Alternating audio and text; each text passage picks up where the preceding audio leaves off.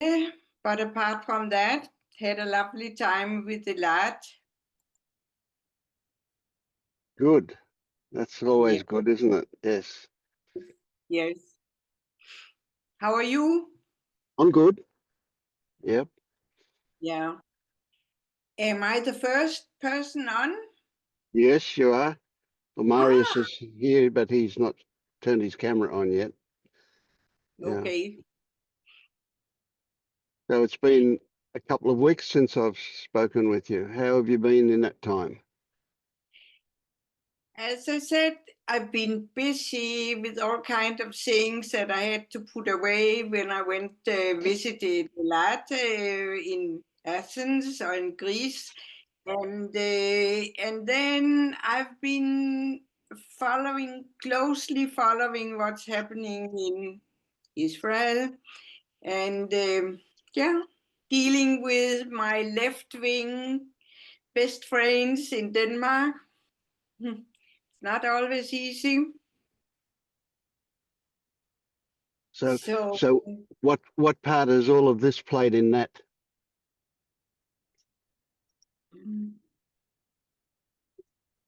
I Have feel you, as if I've been selfing a great deal of the time, I must say. yeah, and that's fine, isn't it? Yeah, it is as it is. Yes, exactly. Yes, Yeah. yeah. So I'm not too worried about it either. Right. And I listen off and on. I listen to Pernille, and yes, I've learned. Elad taught me to use AI, and I'm happy about it. I almost don't need people anymore after I have AI. Yeah. so, so I'm Hmm. hoping to see Elad soon here on Yeah. Yeah. screen. Yeah. Yeah. Right. So, did it occur to you when you realised that you've been selfing that A, it's okay, and B, it's not the selfing that is the portal into something more, something valuable maybe. It's how you feel about it that is the main thing to consider. What is your connection to that? Not Yes. that itself. That itself is irrelevant. As a matter of fact, I think it's easygoing. As I said, I feel, well, that's how it is now. Live with it. and and that's it. But of course I have thoughts too. And I sometimes I try to analyze why I'm selfing, what's happening and so on. But normally, yeah, I'm Yep. taking I'm taking it easy, and I have no guilt feelings. Good. Good. That's excellent. That's a big one. Hmm. Analyzing it is fairly pointless, though. That basically just takes you back into the mind. Hmm. But recognizing the connection to it, the hooks into it. Yes. Yeah, this is something I'm still having trouble working out how to say that makes sense. You can have the thought, I am da da da dum, whatever, and it can just be a thought that turns up, or that it can accompany a contraction, a physical sensation of contraction, a protective reaction. And that's what I would call the connection to be seen to that. Okay. So there's nothing wrong with selfing, No. but it is how do we hold that? What is the emotional connection to that? That's where the juice is for us to look at. Yeah. Mm-hmm. Mm-hmm. Yeah. Yeah, feeling guilty, of course, is a total waste of space. Absolutely. I Mm. agree. Mm-hmm.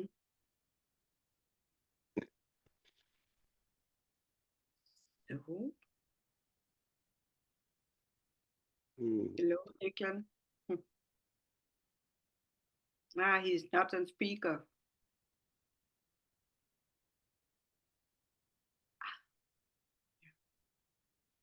He didn't hear you. Hello, Marius. Hello. Did you say anything to me? I was kind of in my own space. Okay. I hope it's a good space. Oh, it's very good. Nice.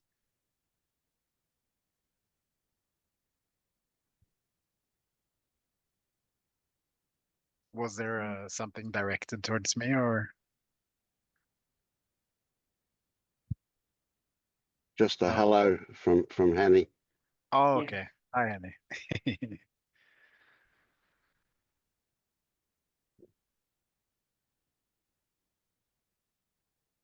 Hmm. Or is it Hanna? Hannah. Hannah. Yes. Yeah.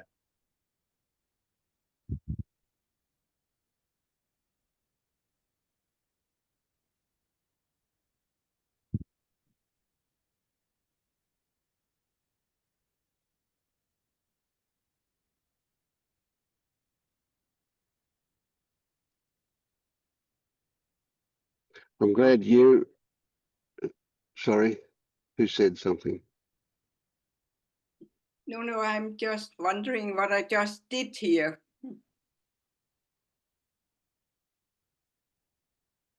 Ah,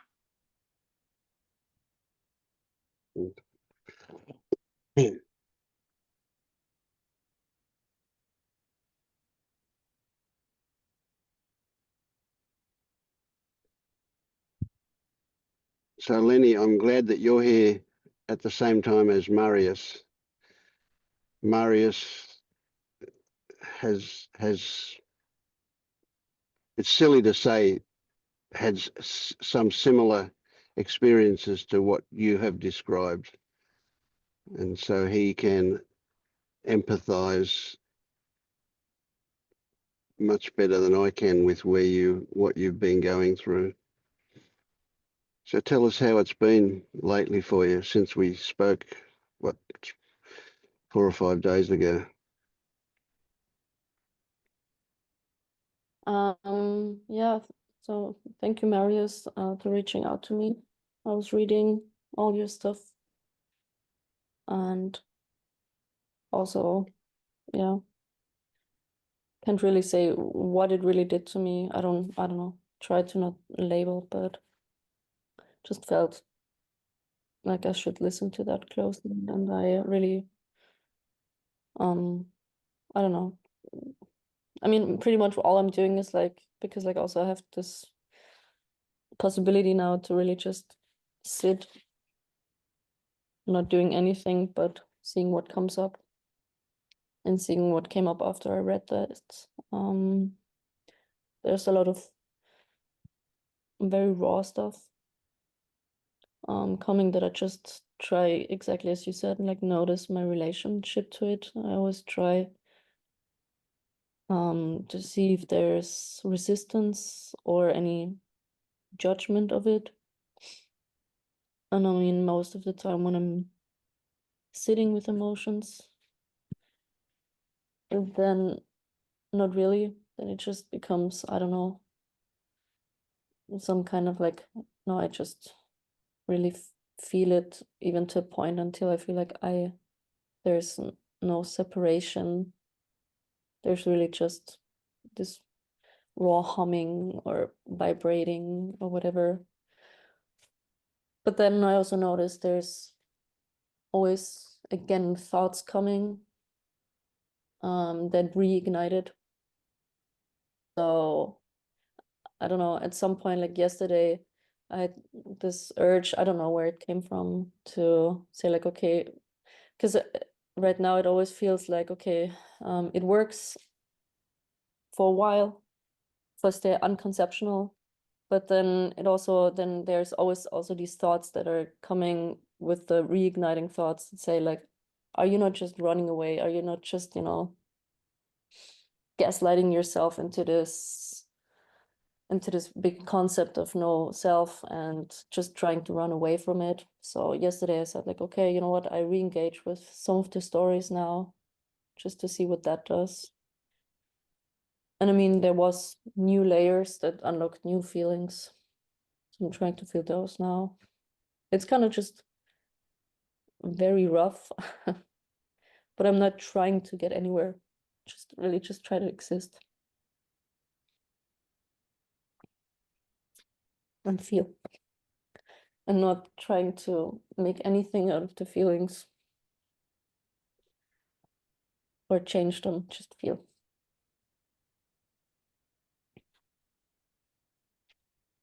Yeah.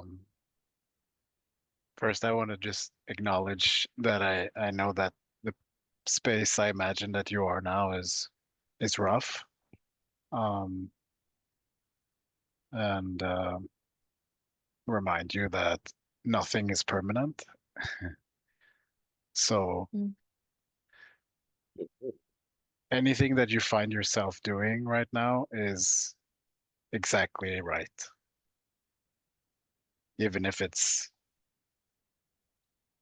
wrong, it's right, so to speak. Um, so from what you just shared, I'm not sure if I understood you correctly, but um, Mm. the invitation is not to make feeling into a doing, but also notice the connection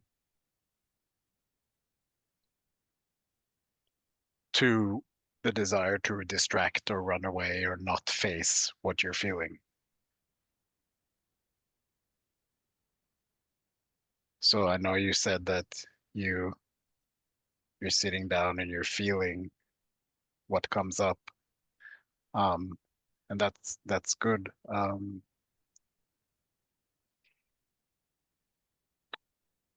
But don't make that into a kind of a practice, so to speak. Mm. Um,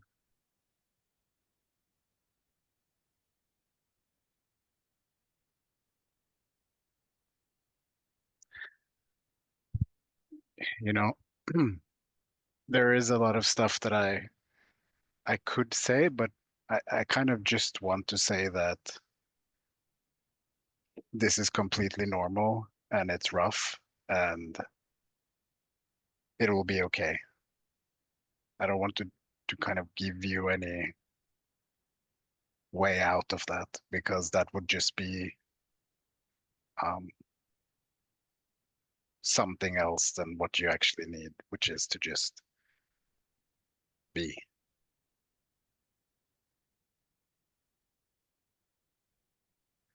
Yeah, But that's it. it helps to express, like you're doing here with the group. It helps to um, just be real with what you're feeling, not trying to be something else, not trying to keep it hidden.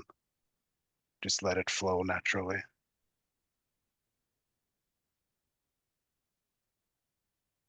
Yeah. I mean, I don't know if it's wrong or it speaks against like all the things that you guys teach her, but I do it anyway now. But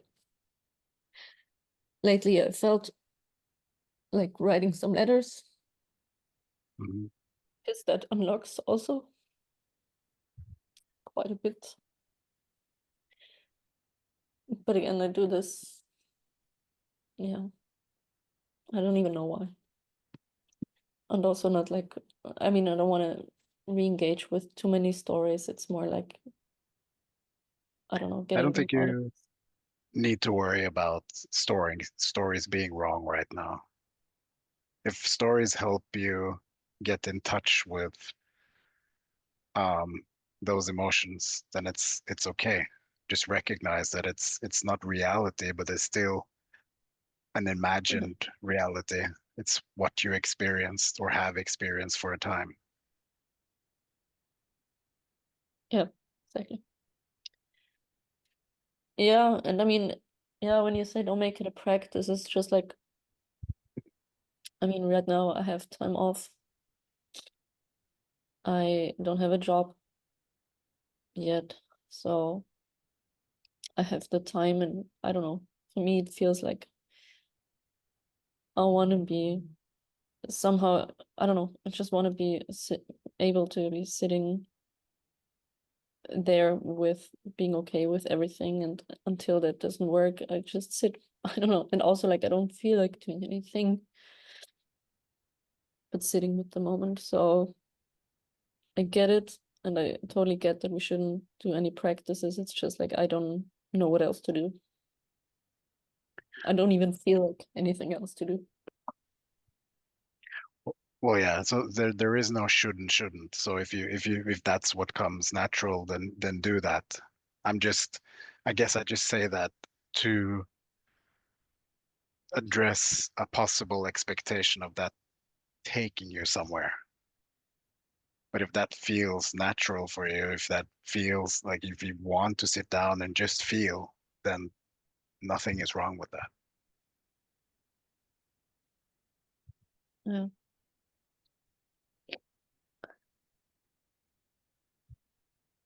Yep.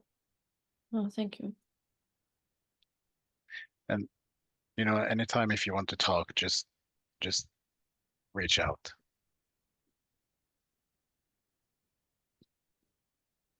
Okay. Yeah. I mean, right now I don't even know what to talk, but if there is something that I know or that I would have to talk, yeah. Right now it's kind of just, again, recognizing this is a story and it brings up this feeling.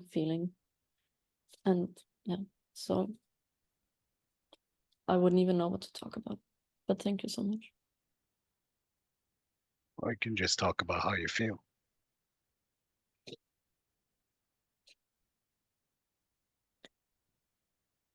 Yeah, I mean, but then again, I don't even know anymore, because also like there are then labels, and actually they don't even match it anymore, even because it's so much more dimensional now than just saying it's anger or sadness. It's just like a burn here, and there's like an being completely open here,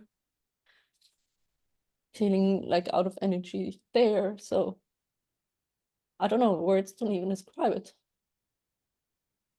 very often. Do you feel safe to express or cry here? Yeah. Actually, also I don't really care Yeah. anymore what, I don't know. I mean, not in this bitter sense. It's just like, yeah, if anything, that might help others too. So yeah, I do feel safe, and I don't care what anyone could think about me, because it does not really matter in the end. Mm.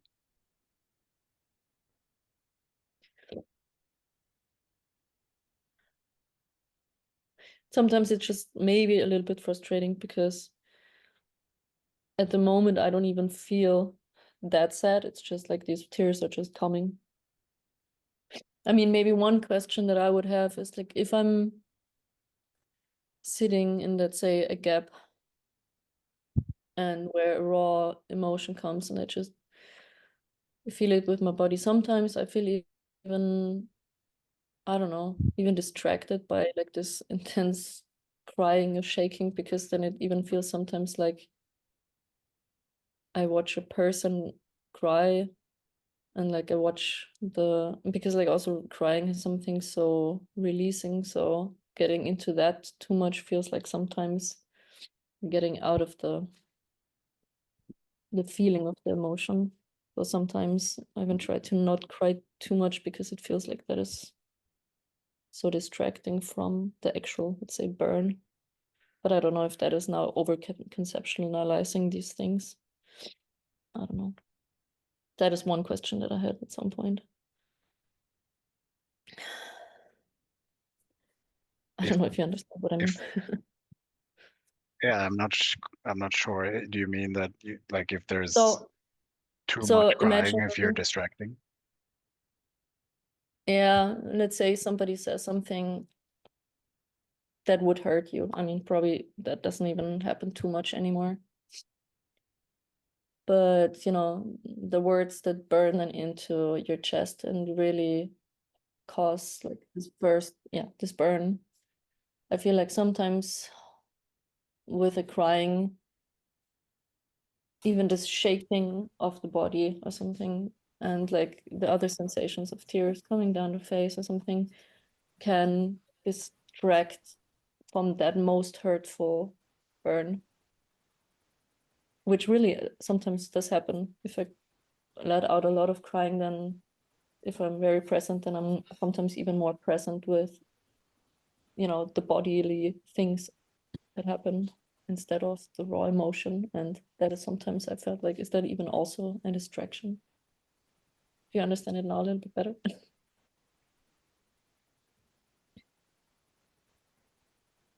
Yeah.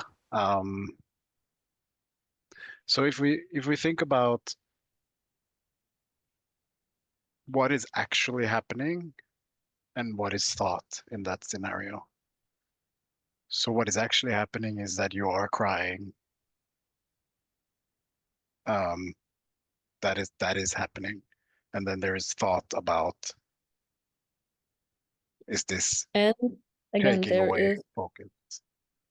and on top of that, there is like this very raw sensation, let's say, in the chest.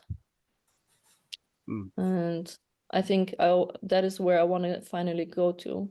This is what I probably ran away from my entire life in one way or another.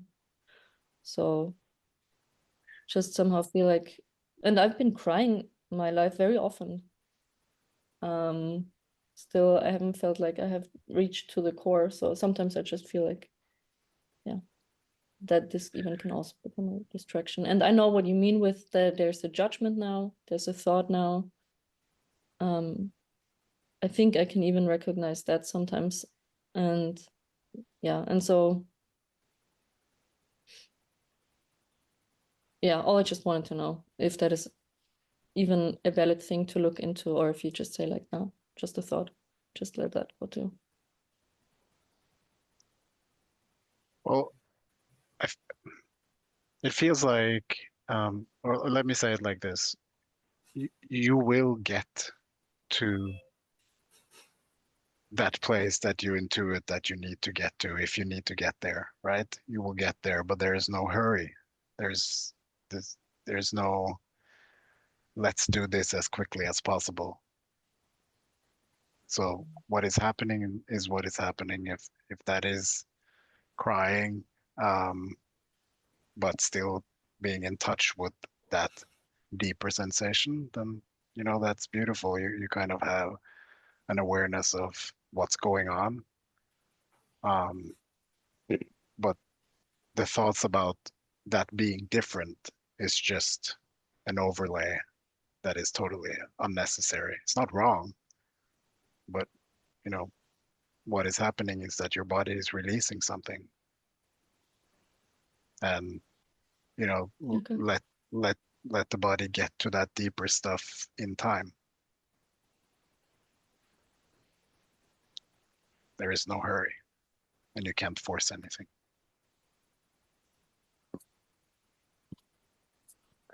I have a maybe slightly different perspective. I think that sometimes we can have a feeling that an activity that is happening there can be a felt sense that it feels more connecting or less connecting. And that can include crying. For example, sometimes we have learned to cry to not be in touch with other feelings, you know, or layers of sensation, and that can be intuited. The more we're kind of close to the core, the more there is an intuitive feeling of this that's happening. Does it feel like releasing and going deeper, or does it feel like somehow that it's distracting for something, or somehow discordant? And so my sense is that if your intuition, like in the end, it goes back to your own felt sense and intuition. And if to you there is a feeling that, yeah, that's something that's happening, whatever is happening, can be crying, can be something else, but that what's happening might, if it kind of feels like in some way distracting, you can play with kind of, you can play with that. You can play with like what happens if you don't cry. You can play with that. You can play with what happens then. See what happens.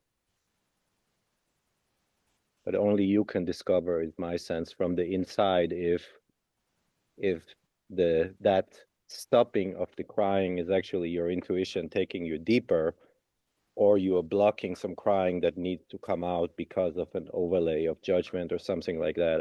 I don't think there's a universal, like that's something you have to discover inside in your process.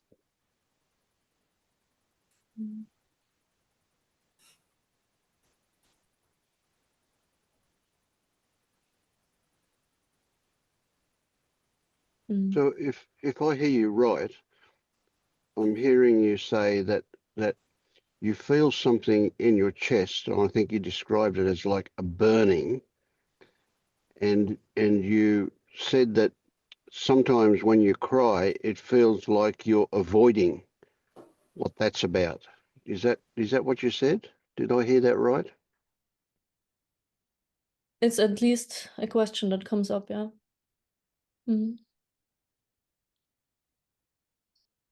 Because I mean, I feel like I've been crying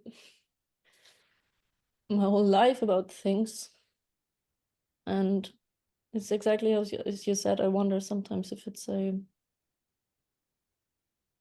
yeah. So what do you think needs to happen with that burning in the chest?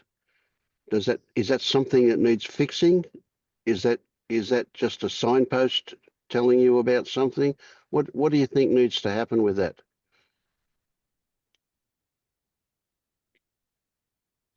I don't know. I mean, might be a very wrong expectation, and I don't. I mean, I try to not have any expectation. I really do.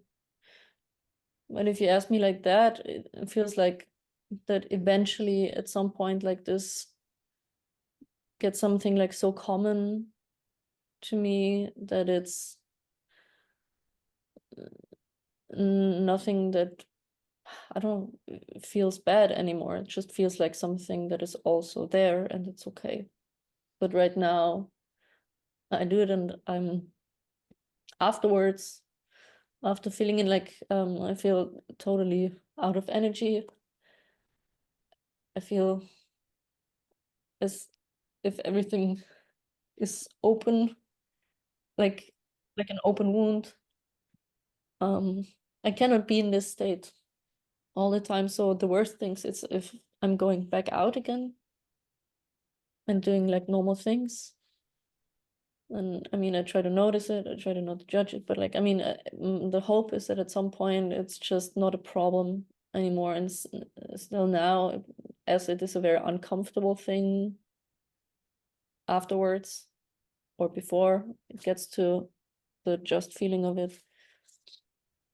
And I think this before and after of, you know, really confronting it, they are much worse somehow, because then when thoughts come up again, when you have, then it's so important that you notice it's just thoughts and everything. But that's when it actually hurts the most, not when I'm sitting in it.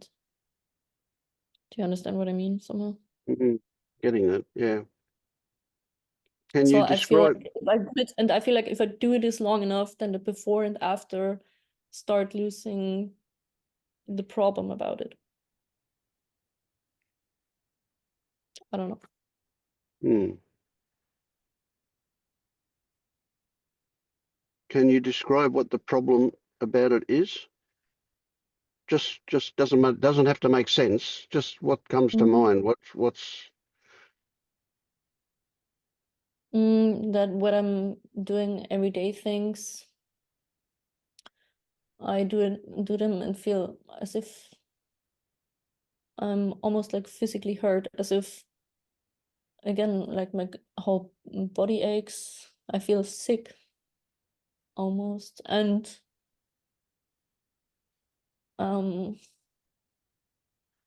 right now there's also no joy in anything.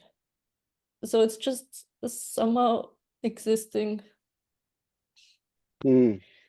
in pain Yep. all the time. I even try to say like, what is bad about that? Is there anything inherently bad about that? But as it's so uncomfortable, there's nothing inside me that would give me a yes, it's totally fine. It's So is it this actually thing in the is it this thing, this feeling in the chest that is sucking all the joy out of life for you? yeah, I guess.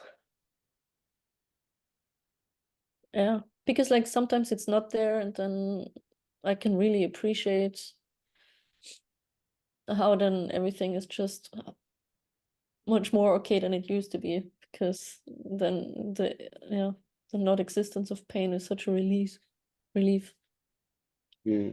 And I can I have also a like comment. get into a space so much easier of saying like, ah, then this is happening, this happening, this happening, everything can be okay. But if I feel like this burning sensation in my chest actually also really comes a lot with this feeling of an I, which I know it's not, because yeah, it's just a sensation. But this sensation really deceives itself very well as like I am hurting. And probably, I don't know, maybe I'm wrong with that, but I have this feeling like only if I feel it long enough, then it Hmm. can lose that, yeah, the sense of I-ness. Yep. So when you say it feels like it comes with an I, and then you say, but I know that that's wrong. So then would you say that the first one is a feeling and the second one is I what your believe. mind says? And that's Yeah. actually why this is so hard, because the first version feels more real. Yes. Yeah. Yeah. So let's say that it does feel like an I. Let's forget about what the head says that it's not. Right. Let's say it does feel like an I. What does it want to do? What's the first thing that comes up for you when I ask you that question? What does it want to do?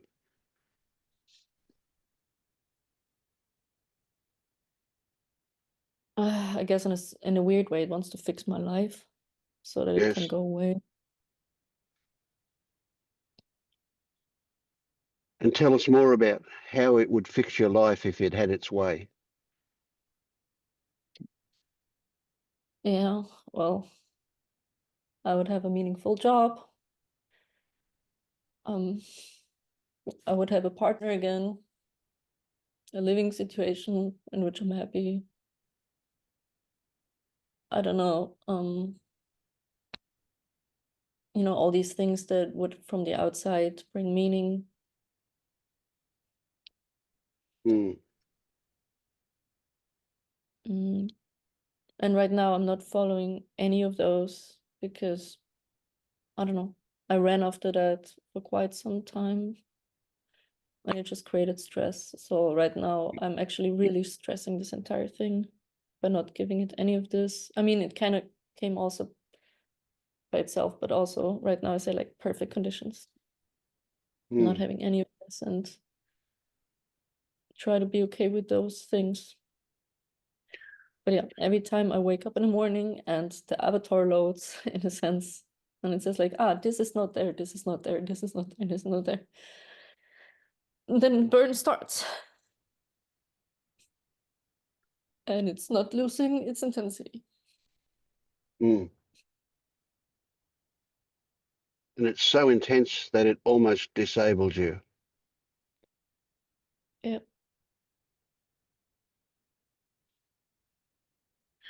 Lenny, have you gone through a process where you see the attachment in everything that you just said? And is it possible that what you're feeling now is it's just a natural period of grief and pain because you see that all of those things is empty, but something still wishes that it wasn't? Yeah, I actually, that would just also be logical, but also, yeah, it feels like that. But there is this the one thing that is very unsettling is not to know how long that lasts. Because it feels sometimes like I run out of energy for that. But you also see that that is a completely natural response to loss.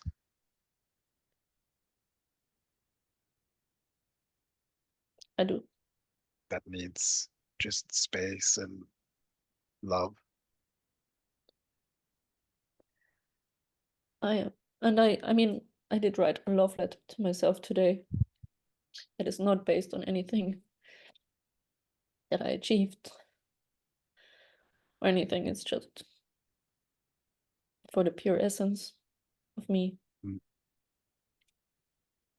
Beautiful. I'm trying to do with that. I try also to give it breaks filled with friends and sun and dancing. But yeah, it's a little bit frustrating because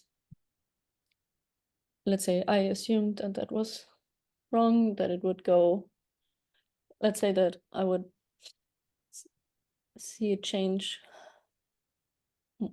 like a more obvious change from day to day or from hour to hour.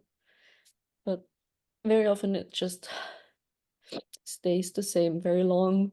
And I mean, and I feel okay, then that's what it is. But it's frustrating.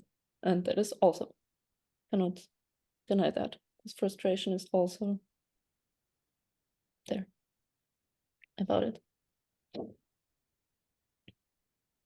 And that is also completely natural. Doesn't always have to be okay that it is what it is. It's a process, or a part of the process is also feeling that it's not okay.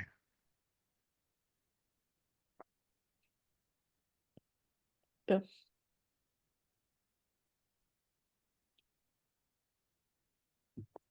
Fucking sucks. Yeah, it fucking sucks. And again, I don't want to deny that. Mm. Just right now, it fucking sucks. But also, I don't feel like I have any other choice right now anymore. Like, I can't do anything really different anymore either. So I feel like, okay, that's what I'm going through now. And yeah, don't want to hope or don't want to do anything. I really just, I don't know. Yeah. Don't do So anything.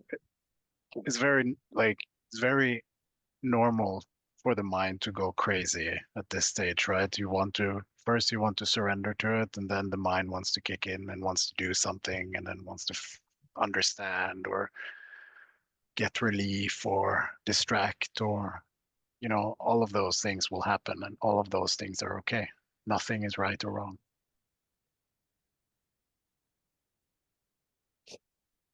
Mm.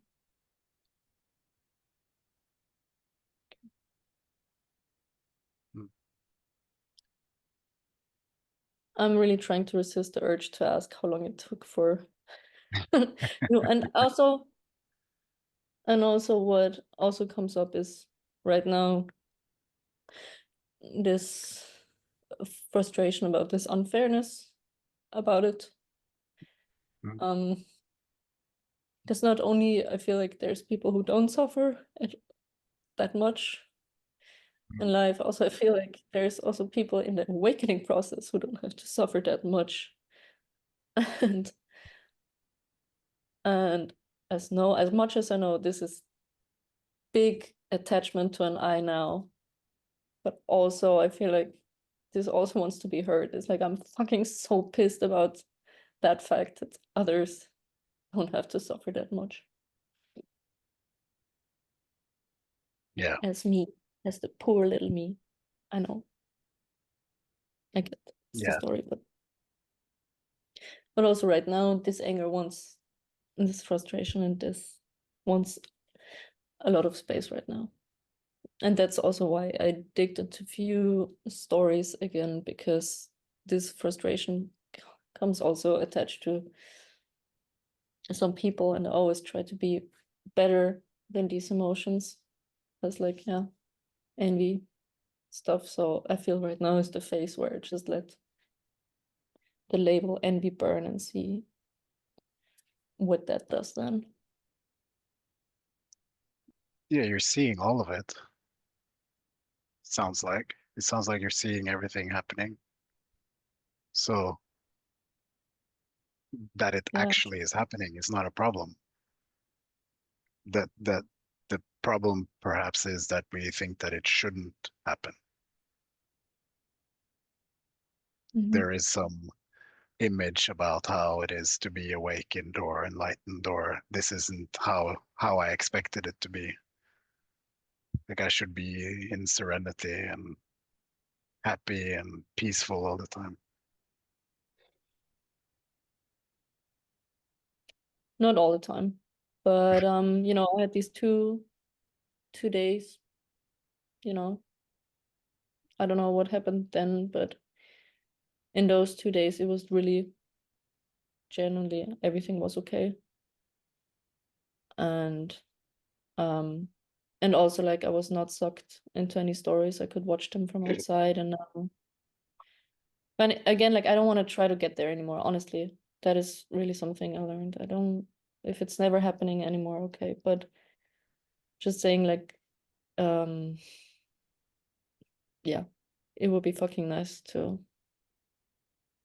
be somewhere closer to that at some time, at some point, and not always in this. And this is now how it is all the time. And again, like I'm always like, as I told you, like having to get myself out of this slime of the stories by force in a way, even, and I don't have that force anymore, so I even don't do it anymore because that's a doing again. But yeah, this place fucking sucks. The other didn't. Yeah. That's what I know. Yeah. So I get you. I know that you know this, but I will say it anyways, and that is like this is what's happening now, and wishing it or even hoping that it will change is kind of, it's not wrong, but it is a subtle form of resistance that will create more suffering. So if a reminder comes up based on this conversation that we're having now, that I'm just gonna let go into this hopelessness and Yeah. and just be, then perhaps there will be a bit less suffering. Um, but if that doesn't happen, that's also fine.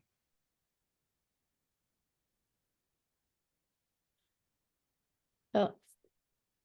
digging into the hopelessness, swimming through it. Yeah, it sucks. Yeah. But you're doing Good. great. Thank you. to One small share thing, which is Mm. the same as Marius probably said, but in a bit different words, like the sensation. When I experience something that I imagine that is similar, sometimes it's like an inner child that with the sensation saying, you do not love me, you interested in enlightenment without me. Like, I want to be free from all sensations and I want to be spacious and not feel anything. But it's like ignoring something that is everything as well. Like, I don't know if it's like there was yesterday I sat and meditate and suddenly it something like came out that you do not love me, you don't want me, you you want your enlightenment. I don't want enlightenment, I want you to feel me. And maybe it can be helpful, I don't know. Yeah, thank you. I liked what you said there, Anton, about yeah, this you don't want me, you want enlightenment. I felt that. And I also had a good feeling when, Lenny, when you expressed some of that anger, kind of outrage, anger, I just had a good feeling. I want to, which kind of brings up a feeling for me that um, there might be more freedom there, like that energy. What does that want? And something else that came up that's related when you kind of spoke about this I that wants something better for you in your life, wants something else for you in your life. That my sense is that we are all more or less, we're all a work in progress in being good at expressing what we want and not want and treating ourselves kindly and moving. Like it's a very kind of, there's so much to learn and evolve on that level. And in that vein, the feeling that comes up for me is that maybe that sense of an I that wants some things, it might also, like, I'd be curious about what does it mean to have a really good conversation with it, or what does it mean to really hear it, or like what can it teach? Yeah. And somehow intuitively it feels connected to that anger that came out in a few moments. But so I think there is like yeah, I think there's like an important place in life and in all this also for what do we want and what does it mean to do the best we can to have what we want on a worldly level. And yeah, and what's happening inside us in the process of that.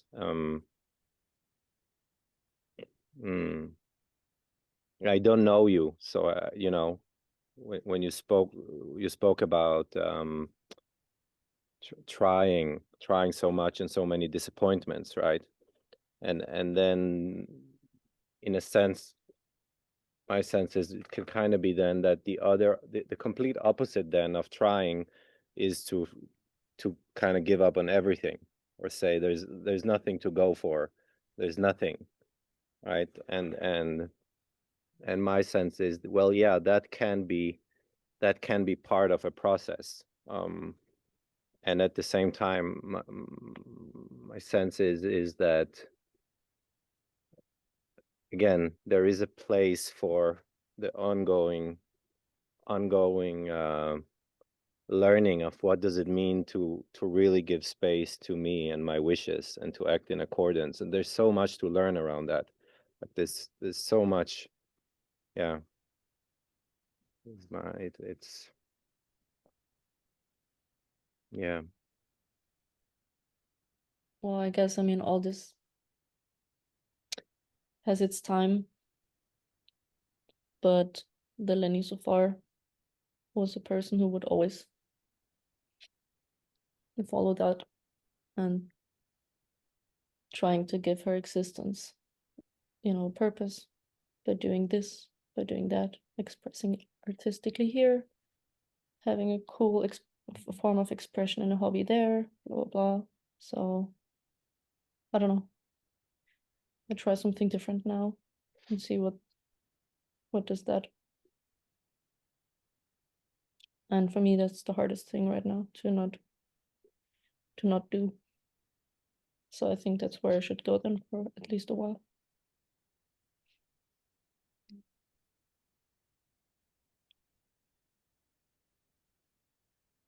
And yeah, the anger, also I feel like that's a good lead. I just cannot really access it without a story right now. Because otherwise I always go into grief and crying. And if I don't know, this feels like nothing really moves. Maybe I shouldn't do too much, I know, but I don't know, there's anger now and I want to explore this. So Did you say, and I want to explore this, and yeah. I don't know. I mean, I don't know.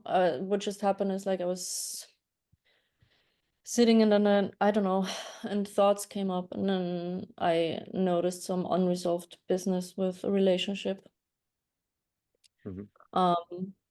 So I was like, okay, and instead of saying, this is all just a thought, blah blah blah, what if I really look into that story now and I really take this serious for a while now? I mean, still knowing it's a story, but what if I look into it and see what's hidden in there? And yeah, it was a lot of anger too, and maybe even more, I don't know. I think I'll sit in the story for a little bit now, even more, and then, I mean, I can always discard it because I know it's a story. I think it's really important to be intuitive about this, that it's a story is also a story. Like it's really important to be intuitive about when is it supportive, what is like to kind of really cultivate this listening into the internal sense of what brings connection and clarity now, right? And if there is a feeling that right now some words or memories or images or it's kind of, there's just some kind of warmth or aliveness connected with that now, then you explore that. And so it's like it's this inner following of the felt sense.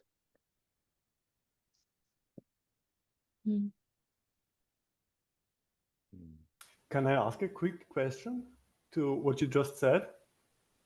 But isn't it also tricky sometimes? Because like giving in to resistance can also feel very alive. So like if there is a feeling that's very unpleasant, and then there comes this idea of, I don't know, just to give in and to resist, sometimes there comes like a wave of pleasantness just so you can distract yourself from it for a short while. And it isn't always so clear right away. Yeah, I hear you. I think that's a good point. I think it goes back to that there is no external instruction that's always true. Yeah. Like, We all have to keep discovering from the inside, and yeah. Mm. From where I'm sitting, what comes up here is one, you're going through the pain of childbirth. It's like that. You're giving birth to something, and that pain feels like it's unbearable. It's you can't possibly take any more. And the natural thing is to try to clutch at anything that will do something about that. But the big one that comes up for me is there's no right way or wrong way. There's no thing you can do or not do. Those things just happen. You know, you can think, oh, if I do this or if I don't do that, whatever, that'll do it. Well, I was a seeker for 45 years, 45 fucking years.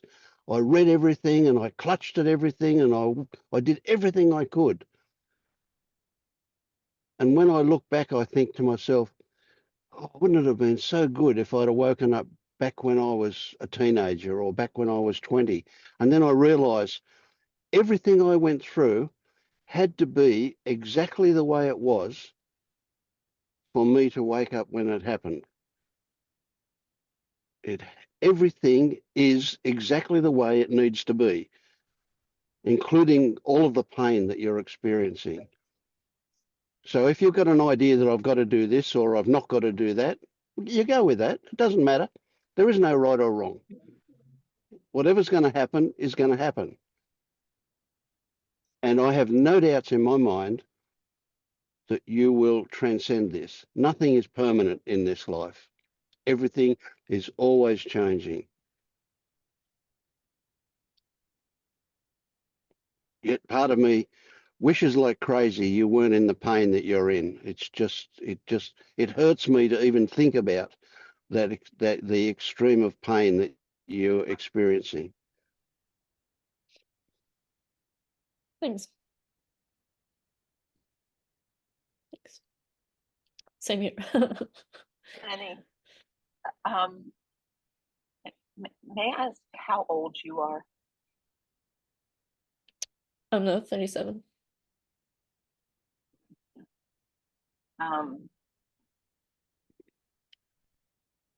About your age, I was going through I was in a very similar space, and I was mostly numb. I just didn't feel anything. And I read a book about G.K. Chesterton, biography, and the words just crackled off the page. That man was so fully alive. It was unbelievable. And I as I was reading, I thought, my life is flat. I feel nothing. I don't feel joy. I really didn't feel joy. I mean, that was clear. And I had this thought. This thought popped into my head because I thought to myself, I would do anything to feel joy. And the thought that popped into my head was, would you forgive your father? And I said, I will do anything to feel joy. And the next day, I got a call from my youngest sister saying her father-in-law had died. And the funeral was the following Saturday. And I knew my father would be there because he lived in the same town. And I hadn't seen him in about 8 or 9 years. I was totally estranged from him. And the last time I had seen him, I'd blown the nerve in my left eye. I totally blew it. So I didn't know what my body was going to do when I saw him again. And what happened was, when I saw him in the church and I walked up to him, I walked into this tunnel of love that was unbelievable. It was just joy. It was just joy. And I want to share this with you because you're right on the knife edge of releasing something. I think. And where you are isn't for always. I mean, it's just part of the journey. Like Pink says, you're on the journey, and it can change. It can change.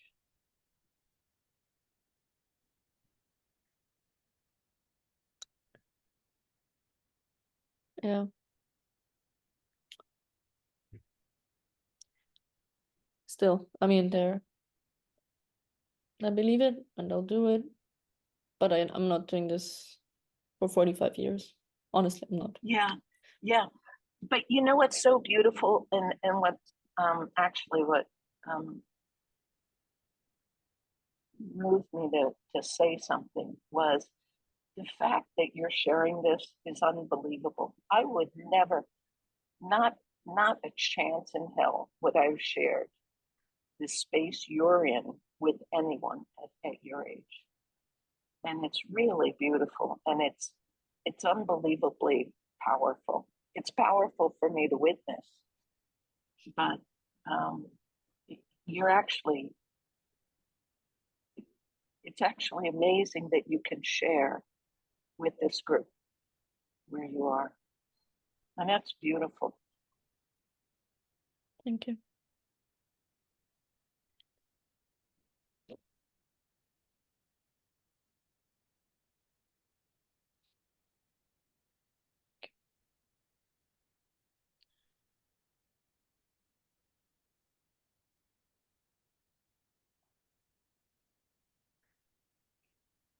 But we can move on. Like, I don't really have anything more to say or ask. Well, that broke the tension. Well, I'll share something that happened Hmm. 2 days ago.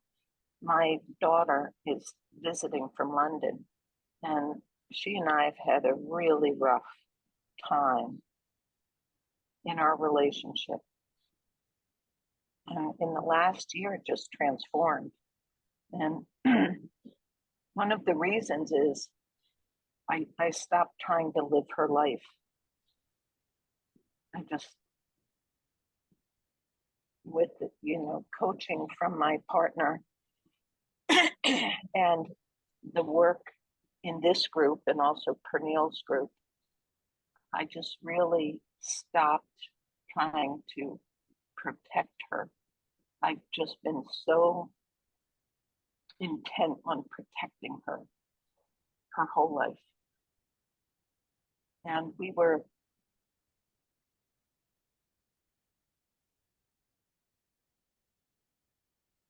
up in the attic, and we were I'm big news.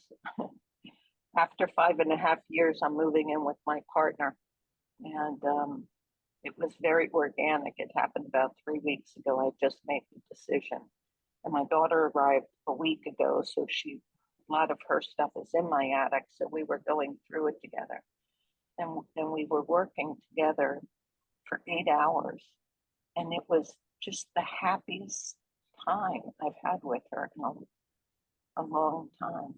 Just, it was so wonderful. And I was moved to share with her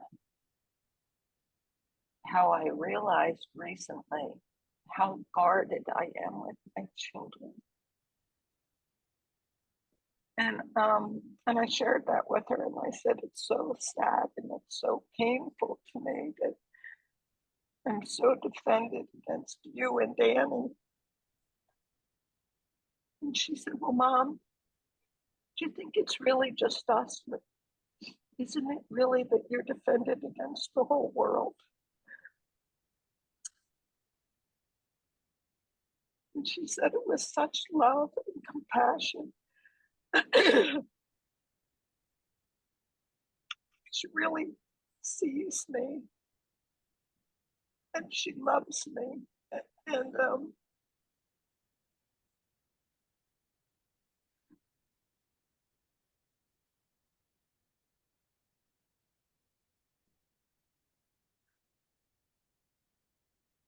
it's a big breakthrough in our relationship because I've never told either of my children that I'm guarded, but they know it. I mean, if they, probably don't need me to tell them, they know it. And I feel, in a way, I feel so broken because I feel powerless to not defend against life.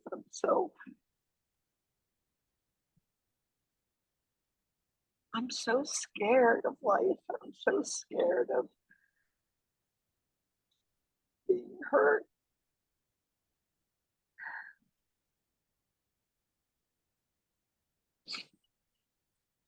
So that was like a really big step for me to share that with her.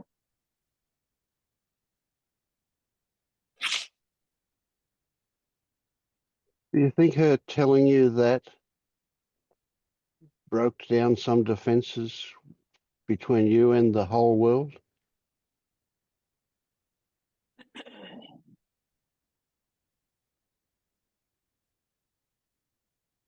Yeah, I do. I mean, Lenny, I think you inspired me to to share my rawness here, and that's what I love about this group.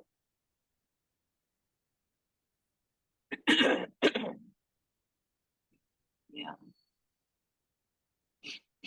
And I'm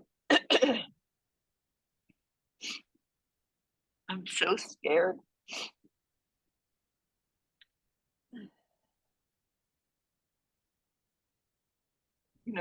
I'm thinking about um,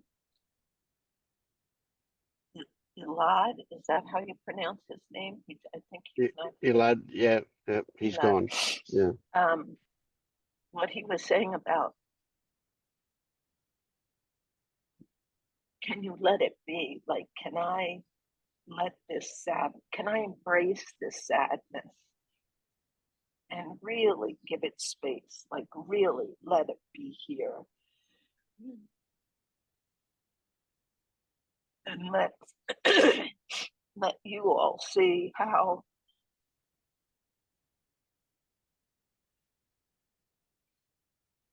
terrified I am that everyone will see how broken I am and vulnerable. And I guess there's this worthlessness there, this that I've been hiding, Mm.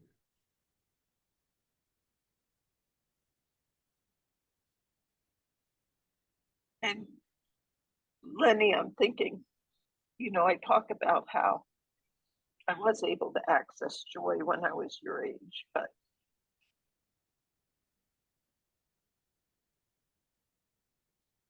I'm really struggling with accessing joy when I do my artwork right now. And there's this fear that I will just be a terrible artist. And I'm signing a lease on an artist studio in 10 days. And it's the first studio that I've ever had with 20 other artists. And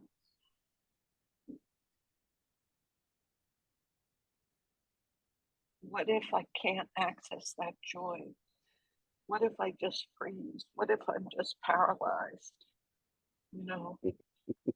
with my creativity? But I'm doing it anyway. I'm doing it anyway. Yeah. Yeah. Yeah. Story that comes up here is you stop identifying as an artist, you can be Phoebe. Yeah. Yeah. And Phoebe, just Phoebe, will express beautifully. Yeah. And Yes, that's really others helpful. will call her an artist. Yeah. Yeah. Yeah. But she won't be an That's artist. really She'll be helpful. Phoebe, yes. Yeah.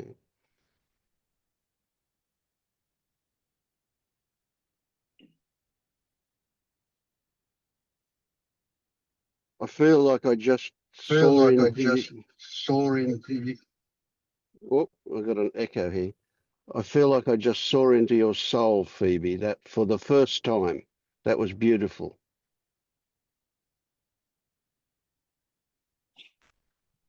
Thank you.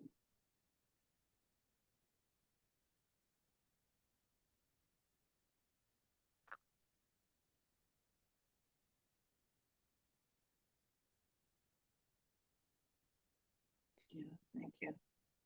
So the shift, something shifted, and it's been in the process of shifting. But I've been with this guy for 5.5 years, and 3 weeks ago, my heart just said, I want to be here full time. I want to be with him all the time. I just want to be with him, and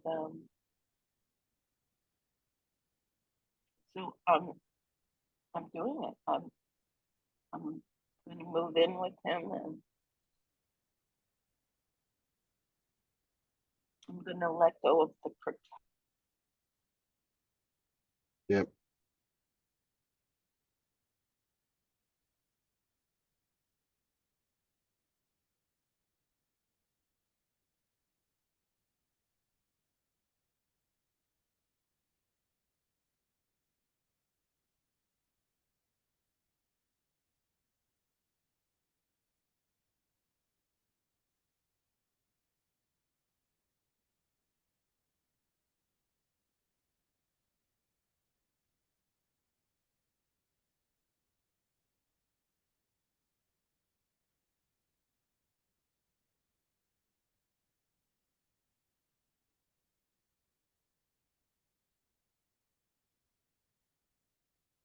Mm.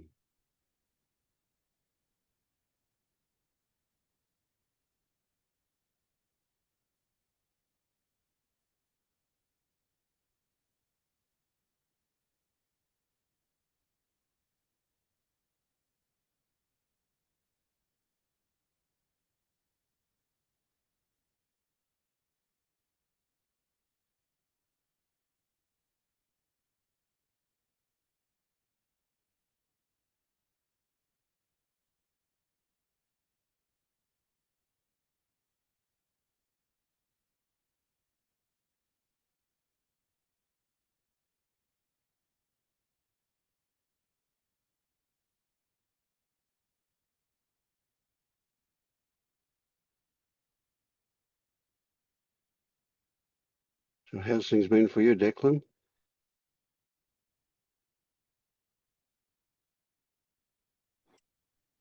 Hi, Evans. Um, yeah, I don't know. Variable. It's the weather forecast today. It's variable. No, it's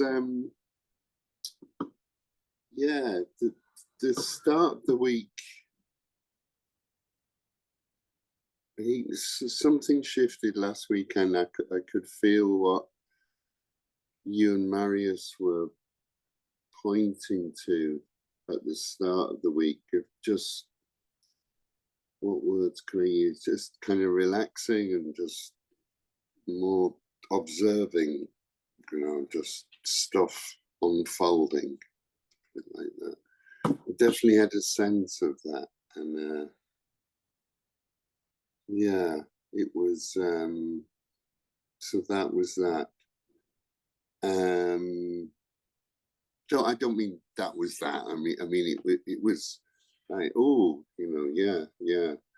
It's still conceptual, you know, and still haven't seen through the self. Sorry, I'm really laughing at I love what Lenny said when she said back to you, Vince, because she just voiced what I'm not doing this for 45 years. I just like, yeah, you go, girl. I'm not doing this for 45. But, you know, at the same time, it'll be what it'll be. But I love you for that. But no, it's just a kind of a more of a flowy kind of feeling, you know, which was really lovely, really beautiful. Kind of numb as well, kind of like not feeling the joy that people are talking about, but not feeling particularly sad either or anything like that. But so how's your relationship with the vape been? So that so I haven't vaped, but my new obsession no, I've got this like a nicotine spray, like a replacement thing, and I've been obsessing around that, and yeah, I mean, it's fine because it doesn't affect my lungs in any way, and then it's like I don't even know how to put this. Sorry, Vince. Trying to do without it and struggling with that and trying to notice what that little hit of nicotine is doing or what I think it's doing, and trying to kind of notice what's there before and feeling, you know, and that's a bit exhausting, to be honest. It's you know, it's not the end of the world, but that's a little exhausting. But when I really noticed it, it's a really weird time of year for me. That the children all left school yesterday, and I'm going to leave for London on Monday, so it's that kind of end of the school year, and woo, you know, holiday time, and I feel very reflective. But yesterday at school, oh God, it's crazy. Working in a private school for rich people, we have this kind of ceremony where we give the children their report cards, and they have like a 3-piece orchestra in the playground with these women with big hats on, and there's people serving drinks and canapes. Or they kind of transform the school into this weird, like, I don't know, thing, cocktail party, whatnot. But why I'm saying all that is that, God, I really felt the my anxiety around people yesterday, and I just thought, the discomfort was acute, like in just talking or not talking to parents and even children, because they're not in the classroom. They're kind of like, you know, they're loose. I can't control them. Get in. That, but I really noticed it. And even my colleagues, even the other staff, I was whacked by the end of the day, and I did nothing. I mean, I did a bit of work. I had to get the kids all ready and get them dancing the right steps and stuff, to do a little performance as well. But I kept retreating to my classroom. I've got a tiny classroom with the lights off, and just trying to meditate and listen to meditation. And then I'd be spraying the nicotine, and I could see the madness of it. But the alternative of just feeling the discomfort and the anxiety, it's almost like I didn't feel able to. And it seems particularly around people, it seems like maybe somebody will notice, or I'll tell them to fuck off, which I know I'm not going to do, but there's some fear there, and it's like, it's really interesting. I don't know. Yeah, I feel kind of calm today, but I kind of think, what was that? You know, like, Even That's interesting. It's like, oh, I've just got to go and check on something. I don't do anything. I just want to get away from people. Literally want to get away. You know? Yeah. experiment. Yeah, that's interesting, isn't it? Mm. Have you noticed that the nicotine spray isn't doing for you what the vape used to do for you? Yeah, yeah, there's definitely that. I haven't got my little friend hand that I can You're stick holding on to and sucking on, and yeah. it in the lung. Wow. Yeah. So it's like a poor substitute, but I'm Yeah. clinging on to it for dear life as well, you know. And I don't know if it's the right thing or the wrong thing. I fly to London Monday afternoon, and I'm thinking, what I want to do is just try and just do without Sure. Yeah. from there. But we'll see. What they give Yeah. babies in England, that in Australia we call it a dummy, but in America they call it a pacifier. What do you guys in England call it? It's a dummy. Not a vape. No. Okay, I'll get a dummy. No, yeah, it's a yeah. There is something absolutely satisfying about that, isn't there? You know. Yeah. Well, it's so weird, Vince. It's this. I'm worried that I'm overanalyzing because I think, you know, that's my thing. I'll think it, overthink it. But I can't help noticing it's this constant feeling of, and in half an hour I'll have a spray, and in 20, like there's constant this dissatisfaction that I seem to be building myself up to, and then what's really painful is that constant dissatisfaction with the moment. Yep. It doesn't quite do it. Now, did you get that out on the playground in that novel atmosphere, that you were minus the protection of your role as a teacher? Yeah. I think there's that. I think it's like I haven't got the protection of my classroom, my whiteboard, my rules. Of course, they're not the children's rules, but no, they're my rules. But that's right. Yeah, I do. And I notice that in a lot of social situations, Vince, whether it's occasionally I'll go to a bar or even coffee is kind of like, yeah. So definitely. when that's happening, can you notice that it sits on a story about how will others see me?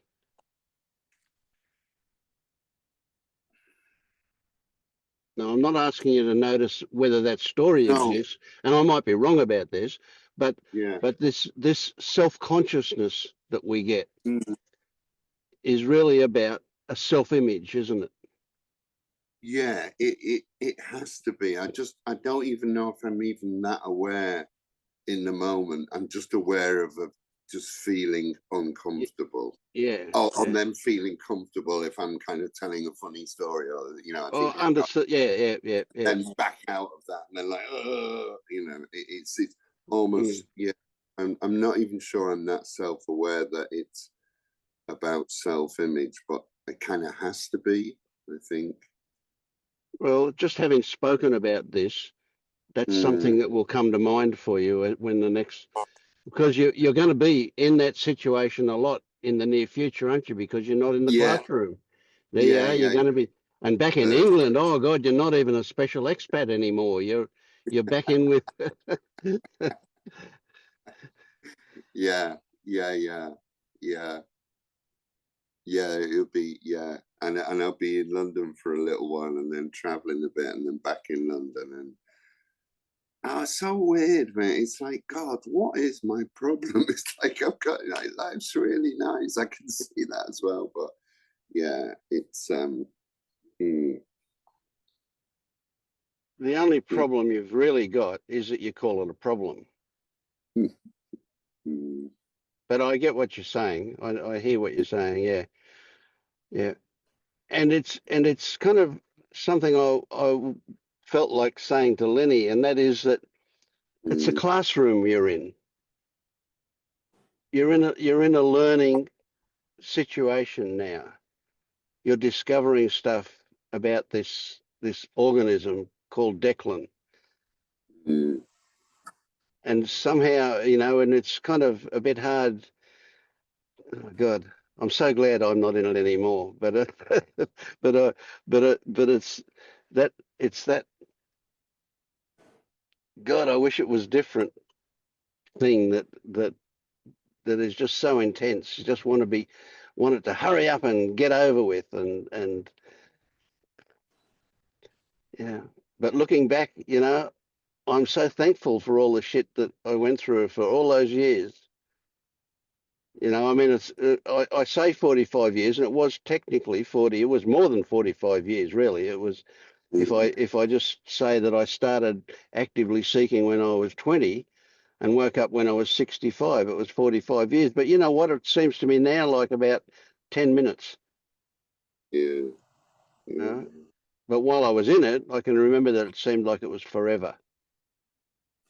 And I'm sure that's what it feels like for you at the moment. It feels like forever. Mm. Mm.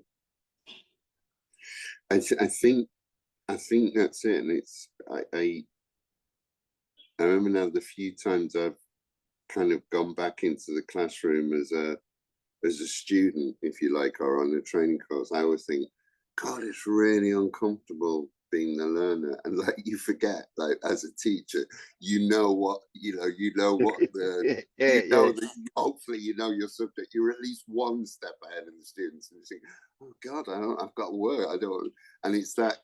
I think it's that kind of feeling around this. You've got surety that way, but as a student, you don't have. Yeah, Yeah, it's like, well, I don't even know where I am. You know, am I getting? You know, am I on the right path with this? Where you just gotta like, yeah. Well, in this stuff, you're a student, so yeah.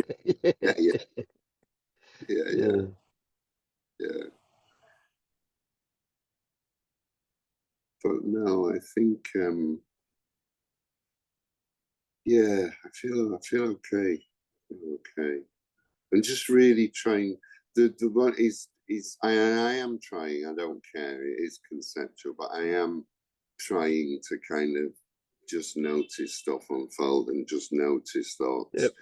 So much of the time, it's still just a dialogue that I accept that Yep. I am the thinker and these are my thoughts, and then just very occasionally I kind of think, oh yeah, that was you know, kind of Yep. And that's all perfect, exactly the way it needs to be. Yeah. Yeah.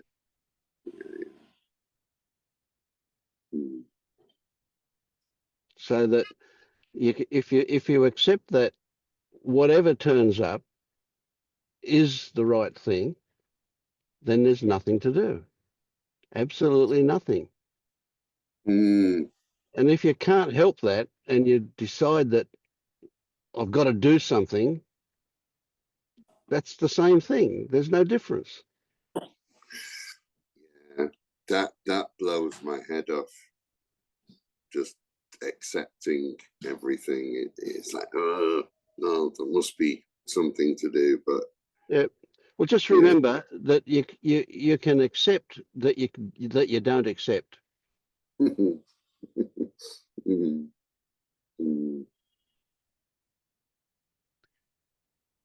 Declan. Hey, Marius. Hey. How are you? You know, a lot of what you've shared today and before, it feels like what you're avoiding is uncertainty, meaning like it's uncomfortable to be in a moment without filling the space with certainty or filling the space with knowing. Yeah, 100%. Yeah, I really like certainty, Marius. Yeah. It's that I think if things are uncertain, I think the feeling is equals unsafe. Yeah, I think so anyway. And yeah. this, like, midlife crisis number 52. I kind of retrained as an actor it's about 15 years ago now, but a lot of the stuff in the early days in the acting classes was around improvisation, and I terrified me that, you know, that when you haven't got a script and you just kind of go with what's going on in the moment. And I was really bad at it, in inverted commas. Like I really, it kind of broke down a lot of stuff in me because I had to just go with what was there, and really struggled with that. Yeah. Yeah, and that is closely tied with, you know, this is something I think all of us have, but this deep sense of unworthiness. So we don't believe that we're good enough unless we are prepared, and we kind of Yeah. grasp onto some kind of safety of knowing. Yeah. So we can't just show up naked Yeah. with whatever response that comes naturally. And this is what part of what this whole thing is about, right? It's meeting that, because any grasping of certainty of knowing is just an illusion, and it's just in the way of being spontaneous, which is scary. But that's also where the richness of life is.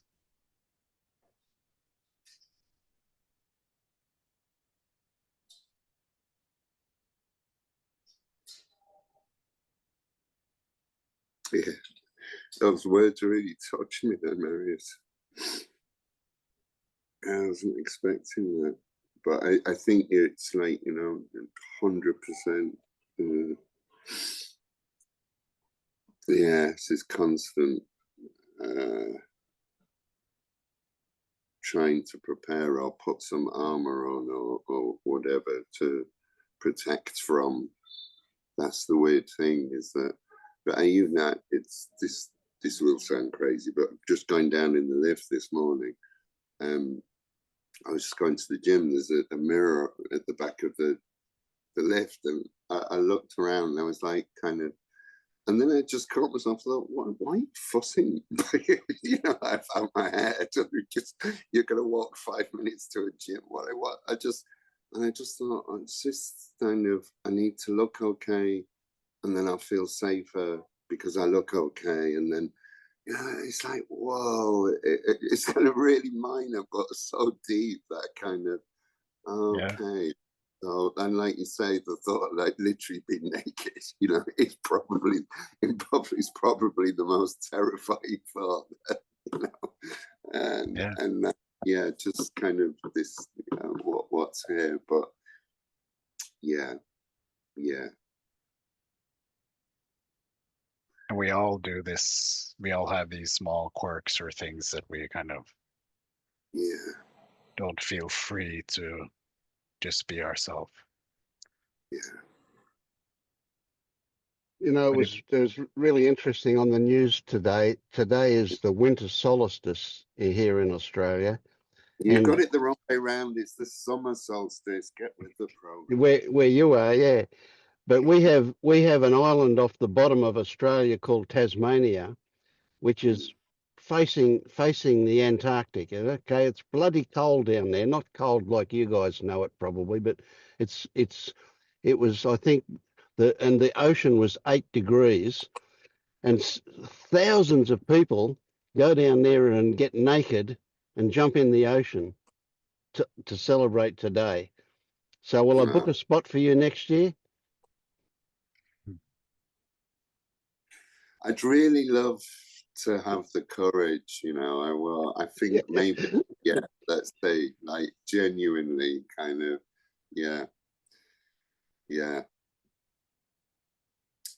Probably have a heart attack and finish me off, but be a good way to go. Yeah. But that is genuinely the best way to face that fear, to expose yourself. So it doesn't have to be that extreme, but the next time you feel scared about going out before you know, clean yourself up or something, just go out. Feel how that feels. Yeah.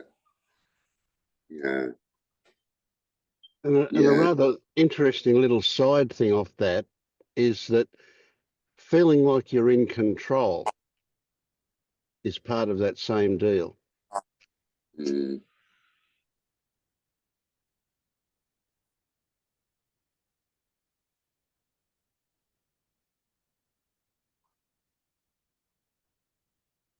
Can you elaborate on that, Vince?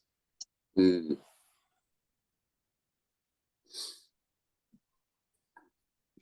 The belief that we're in control gives us a sense of safety. Mm.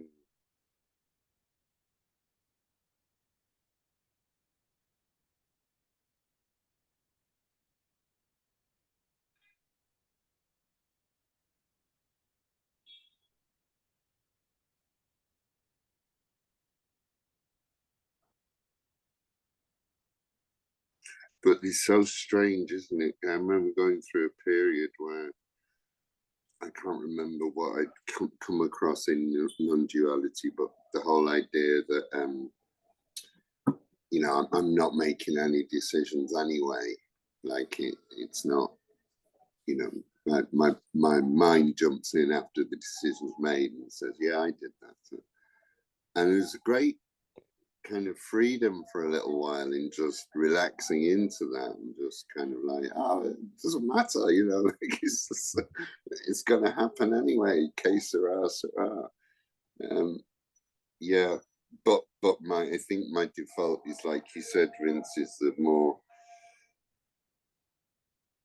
probably anyway, the more I can control, the better. The more that gives me the illusion of safety anyway.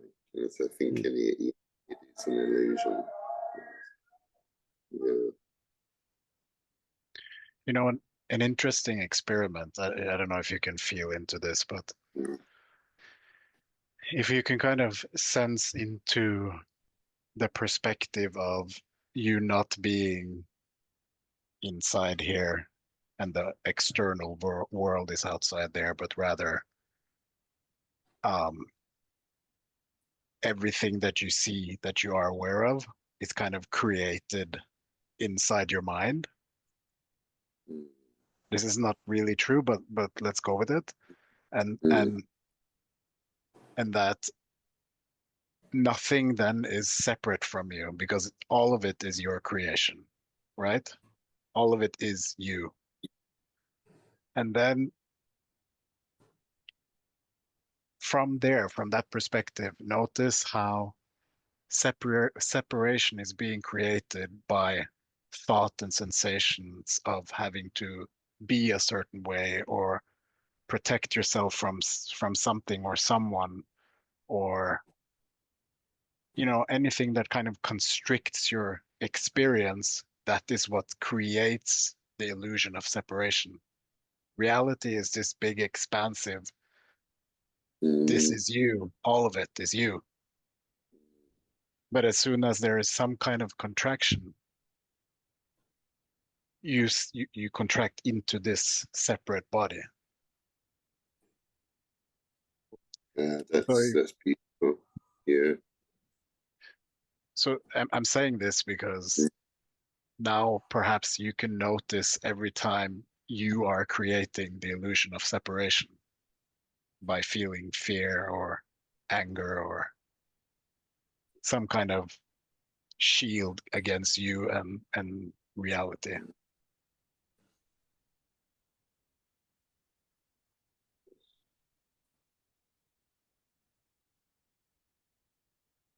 Oh, thanks, Marius. Yeah. I kind of get a feel for what you're saying. It's really amazing. But, yeah. No, but it's not amazing. You're saying like it's something special that he is experiencing. Uh, I don't know how to say it. It is I how don't it you is. feel, yeah, yeah, It's it not is how it special. is. It It's feels it, just the way it is. There is no shield. There is no separation. It's maybe, I don't know. And this is part of the feeling that I am not enough, and I need to prepare. I need to be good. I need to study more. I need to know more. And it's like there is. It's just staying as you are. If you're feeling shielded, it's okay. If you're afraid, it's okay. If you seek for a different experience, see that this seeking is your experience right now, and it is already okay, because there is nothing we can find. It's only relaxing into this. You already worthy, already enough, already absolutely perfect as you are. thanks, Anton. That's beautiful. Yeah.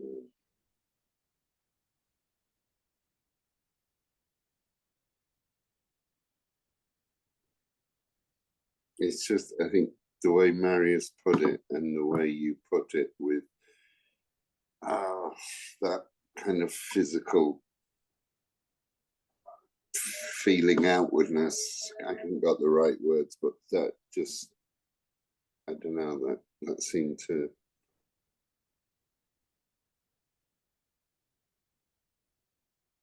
resonate with me.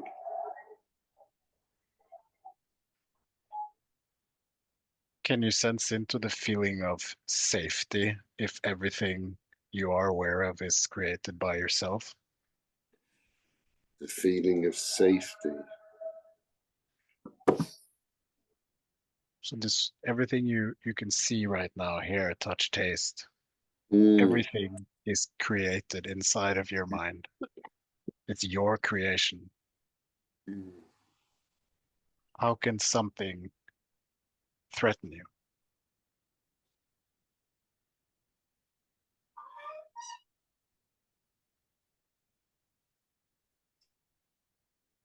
It's yours. So I can't even, yeah. I always have to listen to that again, Mario. So, I can't. I'm just saying I can't. Even conceptually, that feels like, whoa, okay. I don't know. It's funny. I get the part about everything is my creation, but then that equating to safety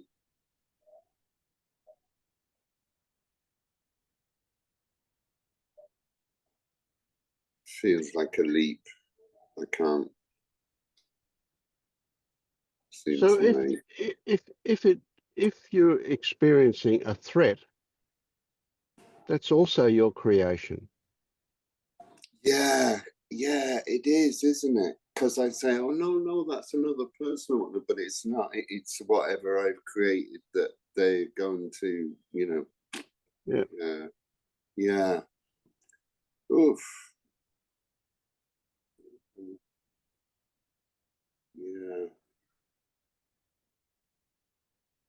So if it's a creation, well, it is a creation, and what it is information coming in through your senses and your history, your memory. And Yeah. those two things determine your interpretation. Mm. But that feels too technical, Vince. Like, I don't want to cut you off, but it's just this feeling of Yeah. it. Okay. Yeah. Yeah. Yeah, but that's funny. That's what I was struggling with, Marius. I kind of got the feeling of, yeah, it's my creation, but making me feel safe. Yeah, sorry, Marius. I can't even describe what I'm thinking or feeling. It just feels, something to whoa, play with. big. Yeah. That's lovely, man. Yeah. I think that's exactly. I'd have to kind of just sit with it and play with it and see. Yeah. Yeah. Because do you see that there is the only thing difference between reality being that you are in here in the body and the reality is that you're actually everything? The only thing between that is one belief.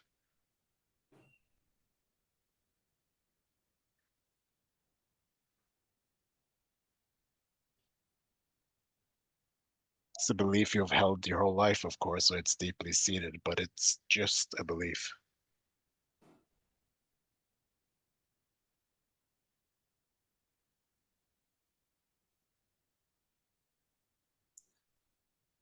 Yeah, I kind of see it, Marius, and I kind of think, yeah, but it's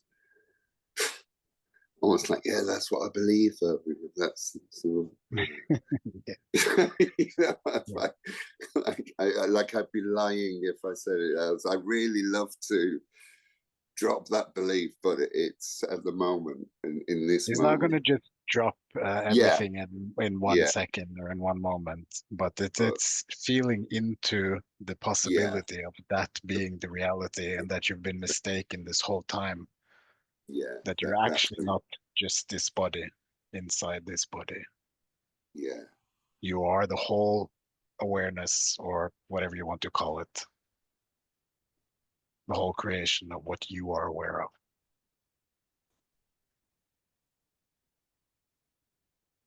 You know, Declan, I want to share something that Marius talked to me about a while ago. We had a session, private session, and mm, we were discussing this person that I really have difficulty with, and he and Marius, I can't remember exactly how you expressed it, but the gist of it was that I create the disconnection to protect myself. I create disconnection. That's the whole world I've painted. My bubble of reality is I mm, need to be disconnected to protect myself. And what's happening now is that every time, for me, what it comes up as is anger. I get angry and cranky and mad mm, because I was tired last night and I wanted to go to sleep, um, and John's 11-year-old dog was fussing and only wants me to let it out. Doesn't want John to let it out. So, and then finally, by the time I lost an entire hour, by the time I was lying in bed, I was so fucking angry because now I wasn't tired, I was angry. And now mm. I'm not going to get the sleep I need to get and blah, blah. And I thought, why are you creating this disconnection? You're creating this disconnection. What is that about? And what is it? And it just shifted everything. And that awareness, that shift in perception of this, this isn't happening to me. Frankie's not doing this to me. I can be connected or not connected.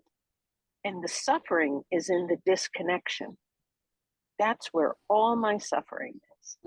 And I was able to actually calm myself down last night and fall asleep, realizing I could choose connection. And I understand we can't choose. I mean, this is where we don't choose, blah, blah, blah.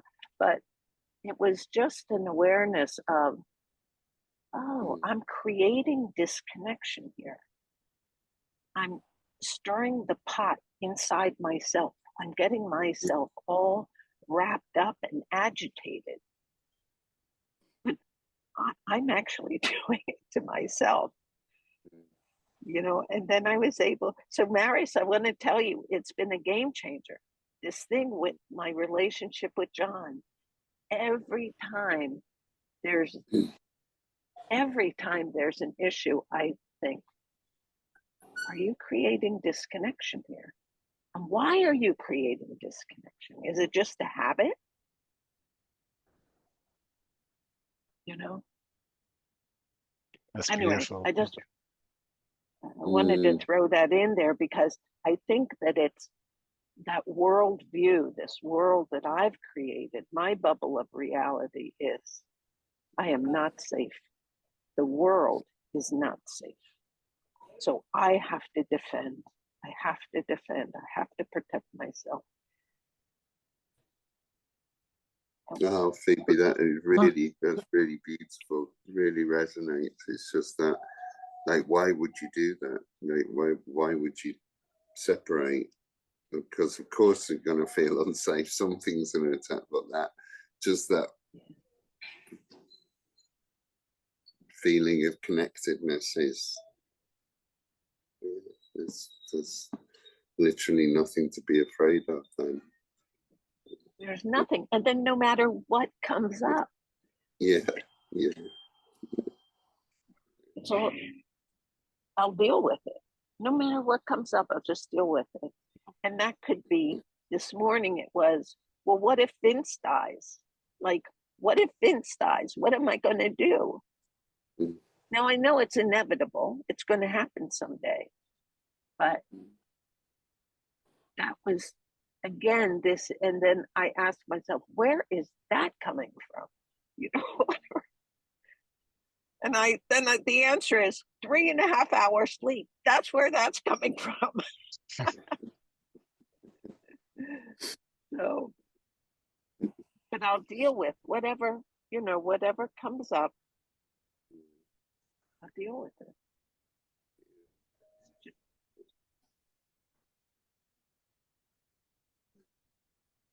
Really happy you got that, Phoebe. That's a beautiful thing.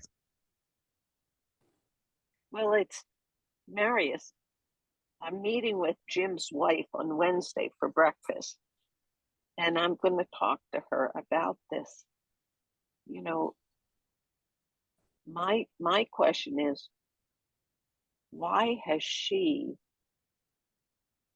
still stayed in my life after 11 years of this constant testing and disconnection? And Jesus Christ, why do people do that?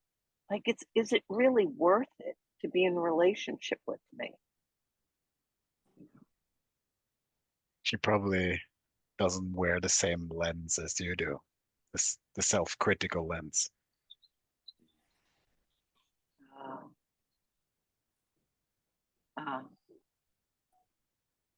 Declan, listen to that, because I'm sure that applies to you too.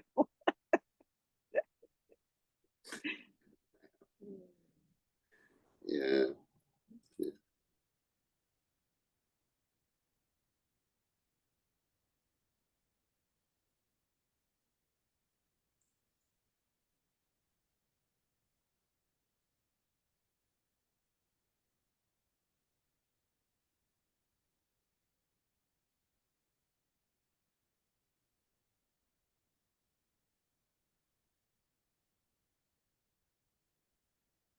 I just want to tell you what happened earlier. Was I was sitting in the sun. The sun was coming up and hitting my iPad, and my iPad overheated and just shut down. I had to stick it in the refrigerator and cool it down before it would come back to life.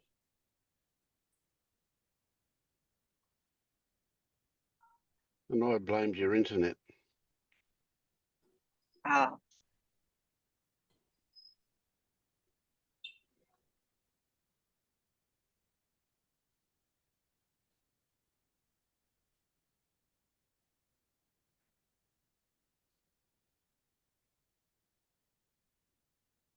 So how's things for you, Norbert? Hello, everybody. It's nice to see you all again. Can you hear me fine? Yes. Great. Yeah, it's a little rough right now. Like, I'm in a good space, but like there has been a lot of shadow work lately, and it feels very weird because there is, at the same time, I feel a lot of self-appreciation and self-love, but I'm also acutely aware of the hurt and the self-doubt and the shame and the guilt, and like it ties into a lot of things that have been said today. I can feel it like a small wall I carry around with me, and I can almost sense the intensity of emotion behind it. But then there's always the, like, during this call, I catched myself all the time preparing in my head what I'm gonna say, what I'm gonna do, and then what is this about? And I've noticed there is this, what if I cry? What if I, as if it mattered, like, so a big thing about my relationship with my father came up. Maybe a bit of context first. I'm in a bit of a rough spot financially because, like, for the last couple of months, I felt like I needed to get my meditation in. There's something that needs to be seen. And like, I have been meditating all day, and I knew my finances would run out eventually, but like, I was in this weird spot where I could decide, do I stay here now or do I try to control what is? And it was like I needed to trust it's okay if it needs to happen. It's so weird because there's this impulse of just do something else, try to panic and do, I don't know, overthink it, maybe it will help. But if I stayed, like, it felt like it was more important to just stay and feel it finally. And then after like 2 weeks, it cracked open, and I'm still not at the bottom of it. But there was a big thing, like when I was 15, I ran away from home. And like when I was a kid, I had a good relationship with my parents. But at some point, everything became about like productivity, being good at school. And I realized I never mourned the end of the relationship with my father as a child, because as a child you have a different relationship than a teenager or adult, and I never mourned the loss. And then once it came up, I don't know, I cried a lot. And it was also weird because like I have ADHD, so over the course of my life I would procrastinate a lot of times when I had to do something, or I would call it procrastination. And I could always sense, because I tried to sense into it, what is this procrastination about? And I felt a feeling, but it was almost like I was colorblind to it. I could sense it is there, but it wasn't neither very intense or it was noticeable and this uncomfortable, but it wasn't like overwhelming. And I finally, it felt like that is dead. but I had to sit with it for days, and every day I could feel it a bit more and a bit more. And I don't know, I think it's so deeply buried, and I had so many reflexes to just dissociate into thought and just do something else, not feel it. And I still feel there is something left, because like at some point I felt something like that felt like hatred a bit against myself, like something that felt like I can trust my feelings, I can trust what is, like some, I don't know, as if it feels like there is something where this mistrust comes from, or a lot of it. And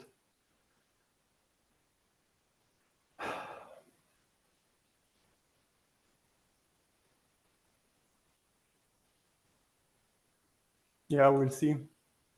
So I hope now that a big chunk of the emotional work has been done, the motor kicks in, and I'm gonna just look for work now and like get back on track financially. But it feels good to, I don't know, it's not being proud, but there's a deep sense of appreciation for having sat through this and given myself the time. Yeah. So it feels like a shift has happened. It feels like something has changed for you. The shifts come on and off. Like it's over the last months, it always feels like there's a phase where I notice myself dissociating into thought more. And then I try to sit with it, and some emotions come up, and I have a phase of a week or maybe a little more where like I've come into this boundless state, and it holds for a while, but I fall back out of it. At some point, I notice like there is some emotion again that wants to be seen. It like that's at least how it felt to me the last couple months. Like this oscillating between emotions that need to be seen and like being drawn to thought again and being dissociated all day. And then right now it feels like I'm on the brink of some shift. I feel like there is still something there, but like I had this some time ago where it starts that I can really sense into the emotion, where emotion doesn't feel like it's happening to me anymore, but it's more personal. Like I know it's not exactly I'm choosing it, but it feels like it isn't like anger happening to me. I am angry. It feels more, yeah. I'm gonna need to spend a little more time with it. But you feel close. Yeah. Also, there it feels like some weight is gone, but it feels like there's definitely something I haven't seen.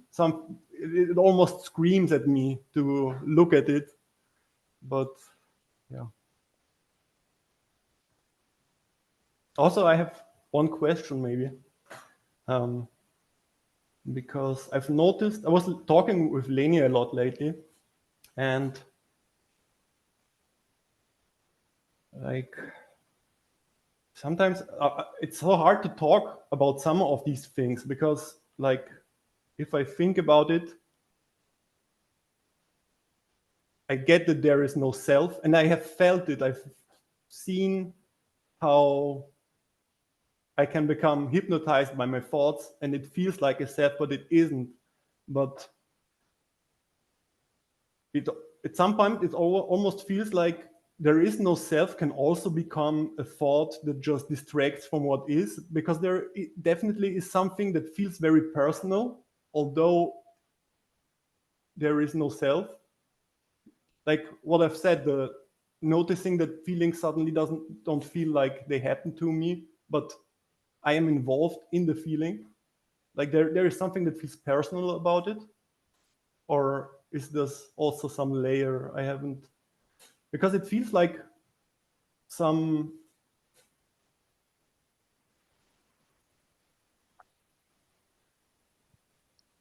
what's the name for it? It feels like some barrier between the sense of I and the emotion has lifted. And there is no self, but there is somehow also more, it's also more personal at the same time.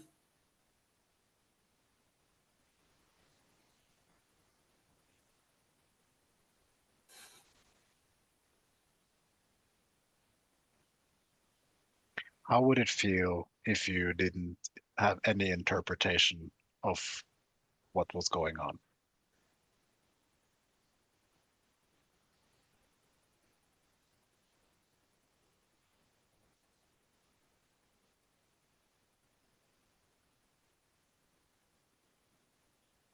Like right, I don't know, You don't there's have a to. kind of, Yeah, I actually don't need you. You don't need to answer this now, but it's a question that you can take the next time something comes up for you. And if you drop all interpretations, what is actually happening? I know it's so weird because it also feels so layered, because I feel like there is this one layer that feels so personal, but I have had like states too where everything becomes so like deeply dimensional, and it's almost like I don't feel like I'm behind here anymore, but this expansiveness, and then it feels like there is no labels attached to things anymore, so it's hard to say, but still somehow that feels like more personal, because the sense of I am is so interwoven into, I don't know, but maybe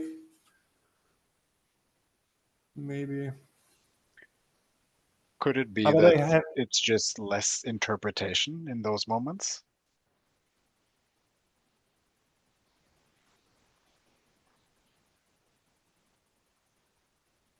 that's possible. Yeah, I haven't had the state for a while, but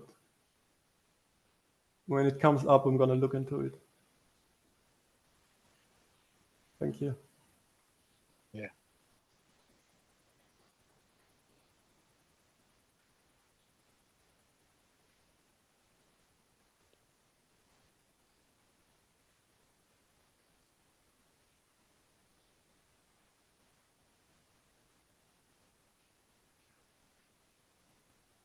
And thanks all for sharing. I felt like the stories today were really powerful and raw and honest.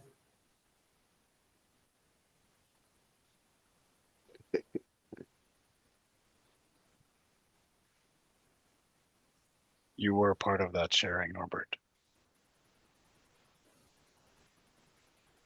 Yes.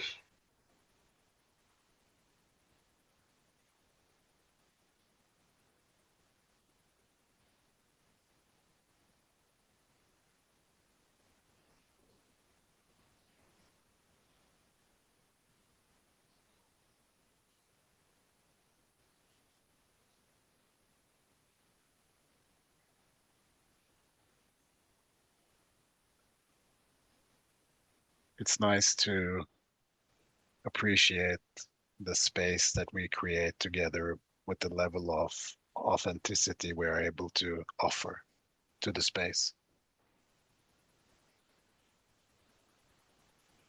Yeah, it's really helpful because like I tend to, it was a big step for me to create the space to explore feelings and be in the now alone. But then like sharing and hearing, and this creates the opportunity to see the defenses you can see it when you're alone. Mm. Like knowing I'm going, like preparing for sharing and talking, I could observe myself, like thinking, what am I gonna say? Is it gonna be right? Are people gonna understand me? Am I gonna find the right words? And yeah, what if the emotion gets too much?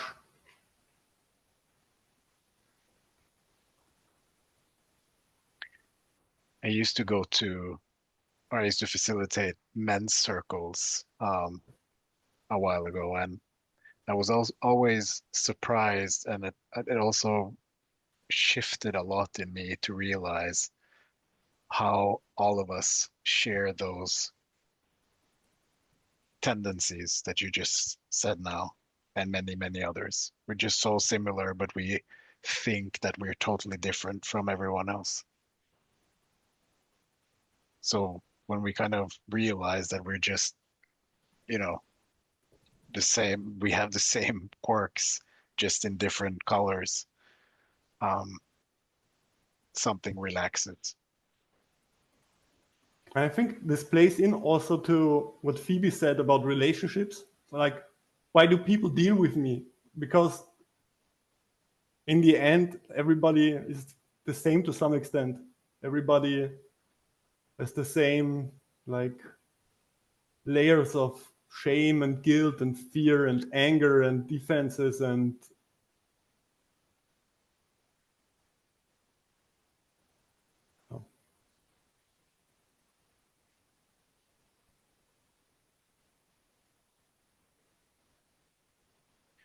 And when we get that all of that is just imagined, it becomes kind of absurd, even though it feels completely real, and it's just, I still don't get the imagined, because at some point, to me, it always feels like I've heard people say, like, nothing happened, there is nothing, but I always feel like even that is too much, because then it would be something. It feels always like there is, at least the point I arrived to, it always feels like you can say what it is. There is no way in pinpointing it to something, or it feels like something, but it doesn't feel anything particular. Like, well, how I hear that at least is, you know, whatever we think is happening is just an interpretation. But I agree with you that it's not the absence of happening, so to speak. There is something here, but we can't really say that either, because in order to say that it's something, we have to go into labeling and interpreting and giving meaning. yeah. And that is all imagined.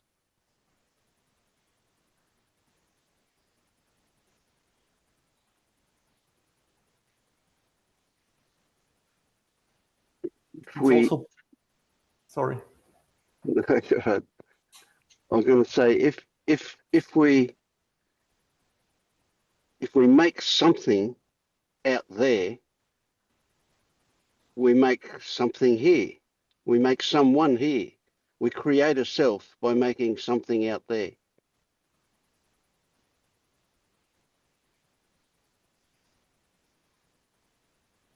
It's I weird how recognise that's fast. obscure. Sorry. No, but it's I can feel it in some sense, but it's so weird how fast you can forget it. Like, I become confronted with noticing the mechanism of how self is an illusion, like multiple times a day, when I notice myself being hypnotized by it again. But then a few seconds later, something comes up, you become defensive, and as if you never realized it. It's so, Yeah.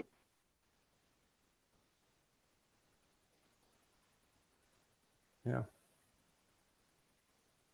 But every time you recognize that process, it weakens it. Hopefully.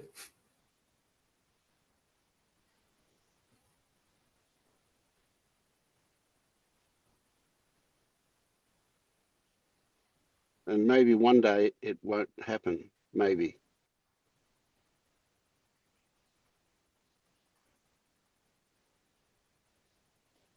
That's just a story here, though.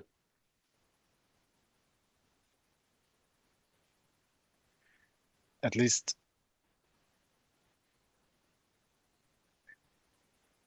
well, I don't know where this is going, but the experience here is that I can be aware of the experience of selfing.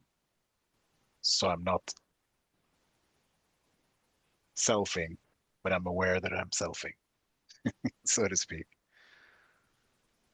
Mm. I'm having an experience of being a self or illusion or whatever. Mm.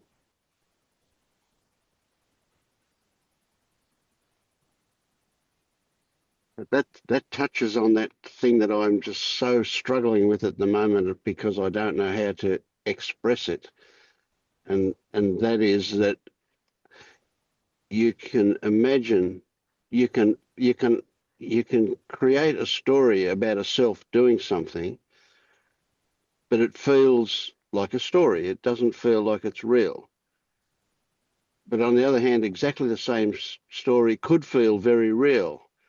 And the difference is the connection to the story, that belief aspect of it, that it is me rather than it's just a story about me.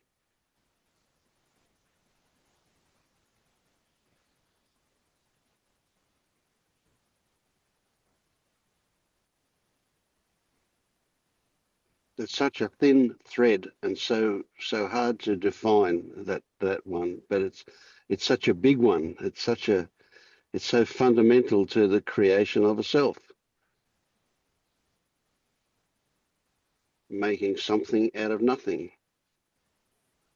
But it's not something, it's just an illusion that we call something.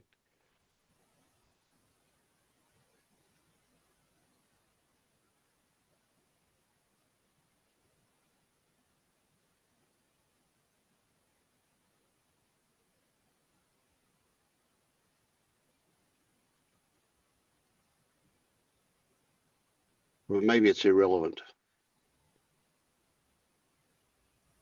I don't know.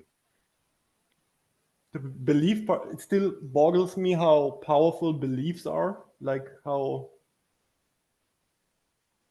something that felt normal for years and it felt so dense and real could like crumble from just feeling or just Yeah.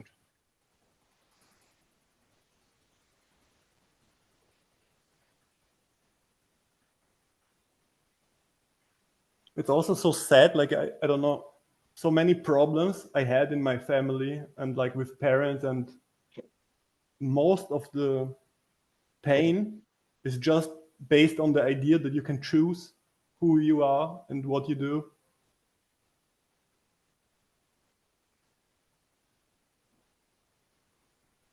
All of it, I think. Yeah. Yeah. But it's also a relief. I get the sadness, but isn't it also a relief that you don't need to carry the blame and the shame and all of that you carried for all those years? No, of course, it's the biggest relief I could ever imagine, but it's still there is a sadness not being able to share it with the people the pain happened with. Yeah. Yeah. Yeah. Yeah. Just my heart just aches to want to give Lenny some relief from that, what she's experiencing now. That I get what you're saying. Yeah.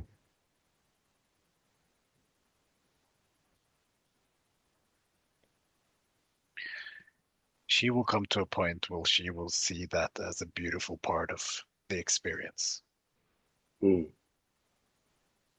I I'm predict. sure about that. Like it's so because we know each other and we both live in Vienna, and like I can relate to so many things, because for the last few years there is this, I don't know, there was a phase for me at least where it felt like the old coping mechanisms already all crumbled.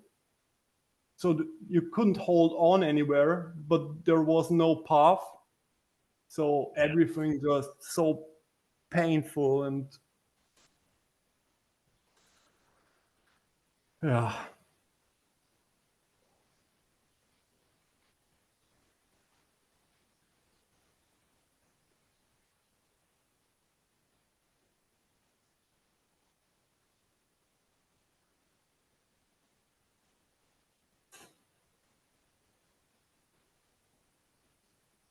It's a crazy dream we're experiencing. Yeah, it is.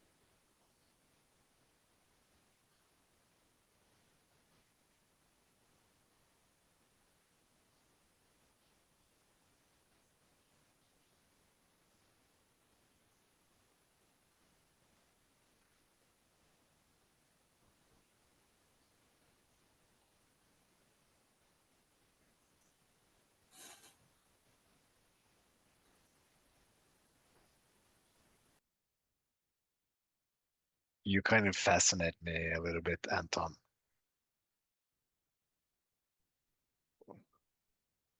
Elaborate. You look like you're having an interesting experience, and it fascinates me.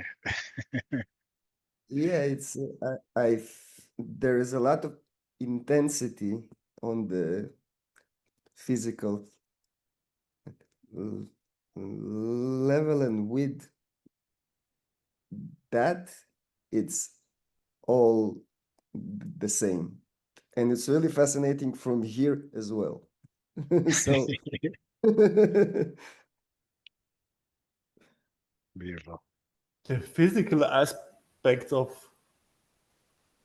all this fascinate me, because sometimes I talk to some people that seem like they have no physical symptoms or experiences linked to this, like, or very little. And like for me, it was always very, like, during meditation or when emotion come up, like I have these spontaneous movements, stretches, and sometimes like really elaborate like movements, and the sense of contraction is so very real, of really feeling the defense mechanism, and also like how certain emotions seem to be linked to like body parts and muscles being tense, and yeah. my last insight, let's say, like it was always something that I thought I knew, but when I really saw it, it was really kind of seemed to be meaningful, that it's not really connected. Like the emotions and thoughts and the sensation, it sometimes it's really feels like some idea can raise a strong sensation or anger, or and when I saw that it's not really like that, that it's absolutely not connected really, it's amazing relief. Like you can have any intensity and you don't have to blame yourself for like for anything, like it's all just happening. And still, like sometimes there is a sensation that there is someone here responsible, like, but it's like so fragile felt experience, and you see that it's not real. Now it's here, and a second it's not here, like, so, and it's all just happening. It's so free, unbound, and it's just what it is. Yeah, That that's sounds beautiful. fascinating.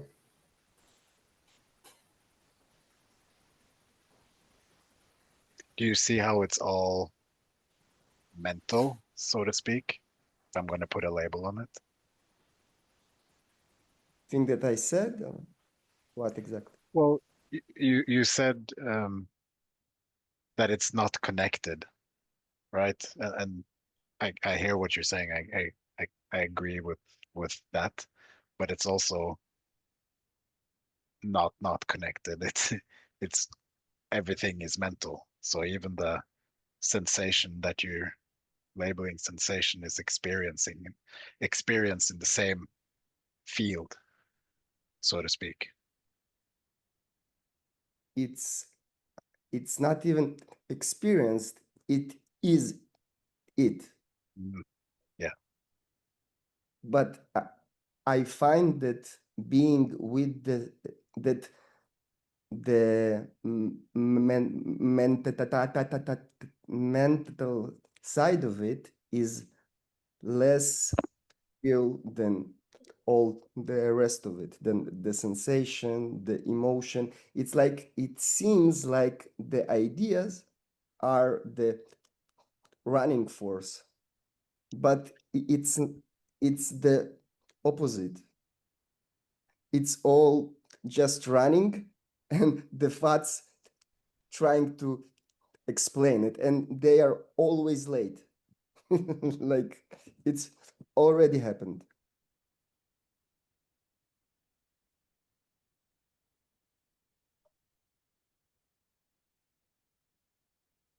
I think that's a big one because it seems to me that we're educated from the very, very young age to believe that thoughts cause things to happen. And this discovery that they just happen in parallel and there's no actual connection is incredibly liberating. It's just like, and then you have wonder, you think, why? Why does this thought come along and why does it bother?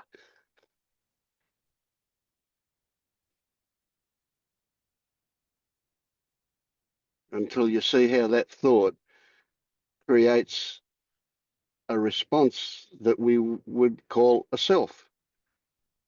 And it's a protective thing.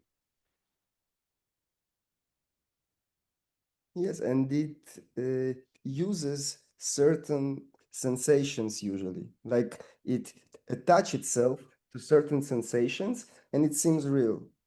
But there is no real attachment, because when you see one attachment to some sensation, it will find another sensation. It, because it's not real. It's it have to attach itself to something else Yeah, in order to felt as if it is real, mm, and it's just not. yeah. And it will even say, see, that sensation validates me.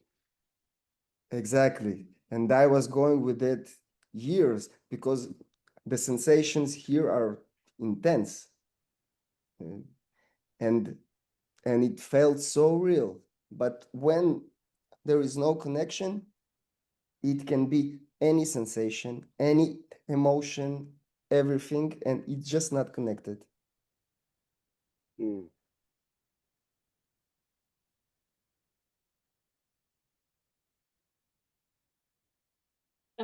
Can I ask, or just see it on the example now? Because what you said before about this child saying, you don't love me. And it stirred something in me. And then a thought came, and what if if it's true, I don't love this child? You know, sometimes I can look at it feeling, but there's no love. It's like, it's just what the child needs. Okay, let's do it. And a sensation came like electricity coming from up Yes, I think down. I Yeah, imagined it. it was like this. Yes, what came to my mind, that this fear from child, she doesn't love me. Yes, yes.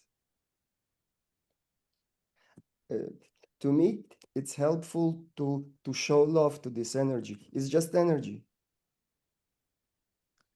I find it's helpful to include this energy to the process.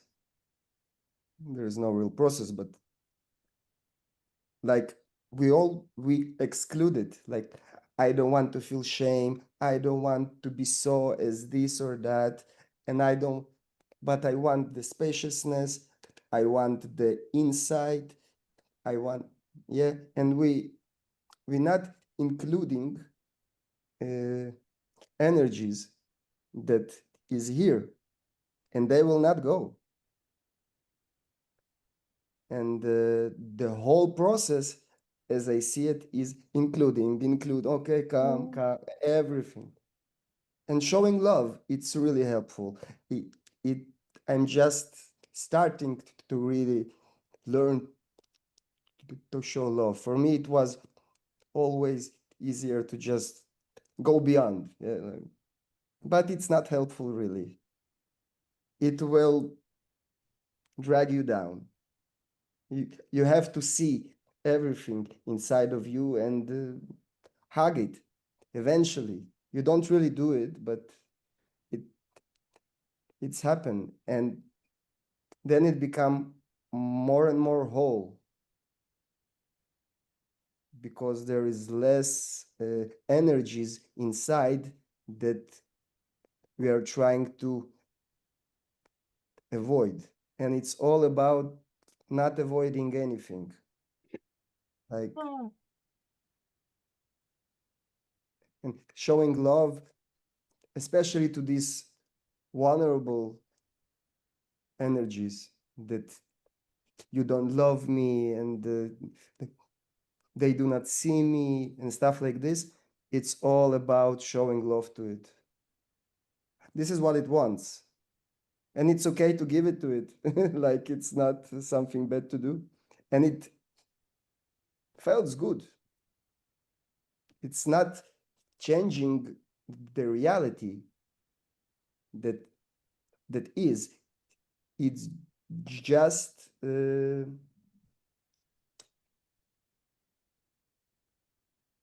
seems to create wholeness more and more. But it's always whole, as it is. And I think it's important to do it with the understanding that it's already whole. Then it's not a seeking. It's just life happening. But if we imagine that we need to go through the shadow and to transform and to heal the inner child, then it's a seeking process, and it never ends. Never. It's Okay. only here and now, by seeing it is whole already. I don't need to do anything, but anything now. I am enough right now. And no one really knows it. It's unknown. But the okay, but coming back to this connection, disconnection. So yes. this electricity going, yeah, it's just a sensation. Is it connected to the thought she doesn't love me, or is it not? No, it is inside, and it can be seemingly activated by something, but it's just a label that we put. It has been activated by this thought or this situation. It's just a thought. It's something that we create. But the energy is felt. And this is real, you know, in a way. This is much more real than the explanation that we give to it. That's for sure. Can I ask something about that for a second? Because like there is something about feelings I feel like I haven't seen yet totally. About thoughts more so, but about feelings no. I had like the experiences of feeling like, let's say, sadness. There is some intensity and there is a feeling, and it seems to be linked to a thought. And once I saw it, it was almost like the intensity stayed, but as if the feeling changed color. Is there something about thoughts like coloring feelings? But it felt almost like there was You have to something. say it Yeah. in order, like you have to see it and say to yourself, this thought made this change. And if you will not say it, then what? It just happened. It's kind of Yeah. what I alluded to before, Norbert, that what is the sensation without any interpretation?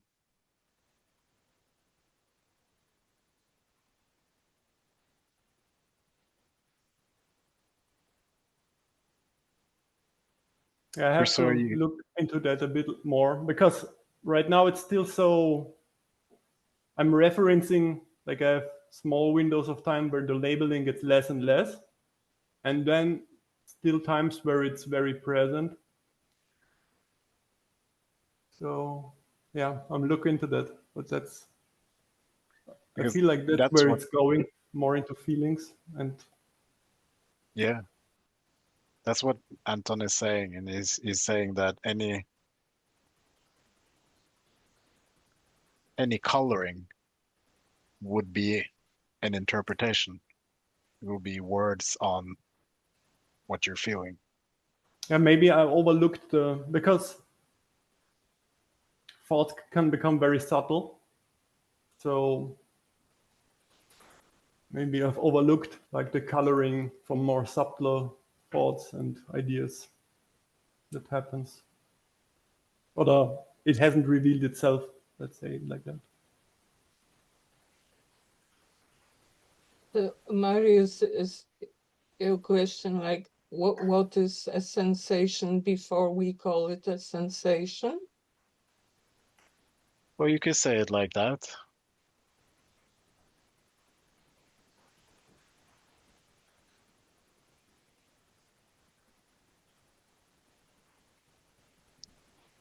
Even the you say you And have subtle thoughts, right? yeah, That is not clear to you, but even um, at some point you might discover that even the looking at the sensation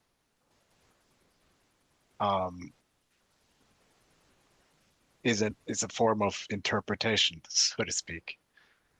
I've catched myself right now during like you talk. I think that's because I was expressing that there is something that feels very personal to me.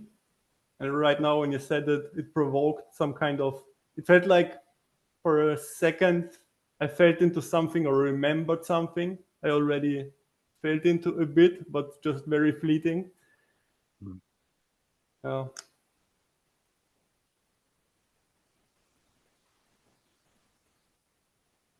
There is already this idea of experiencing in it. The personal and in personal, I will say like something really short. Maybe it is resonating, maybe not. Like everything is already not personal, but sometimes you put a label on something, it is personal. It's not really making it personal. It's still not personal. Maybe it's resonating, maybe not, but Yeah. this is how it is.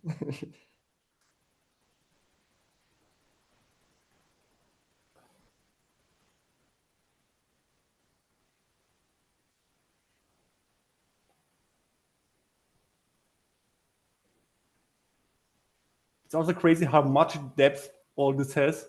There were so many points where like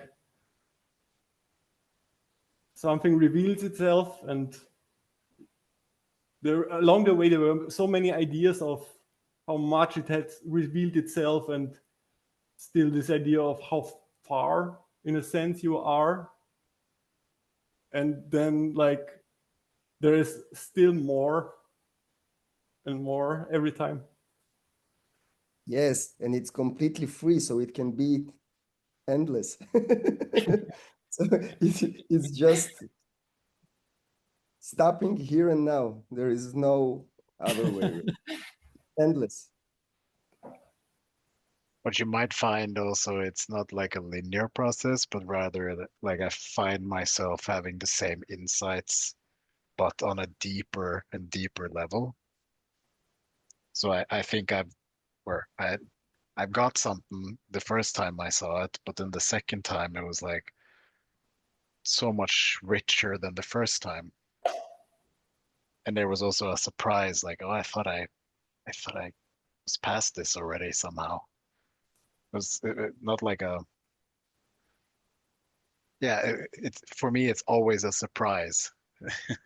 And I'm always surprised that I'm surprised also. Uh, it's just a beautiful journey, which isn't a journey.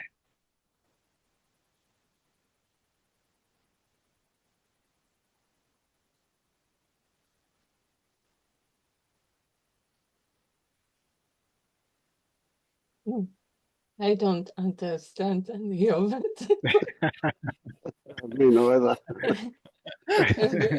But something makes me smile, and I don't know if it's what you are saying, Anton, or is it your personality or something? But I feels don't good. understand it as well, so it's absolutely fine. We are on the same level, all of us. It's absolutely free, and it's not about any one of us.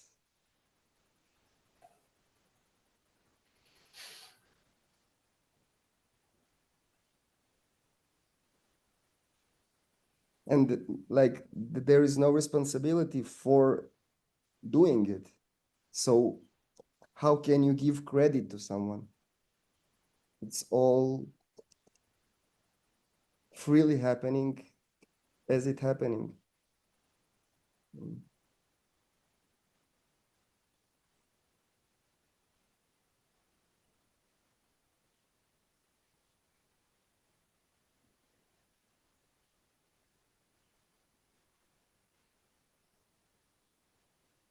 Mm.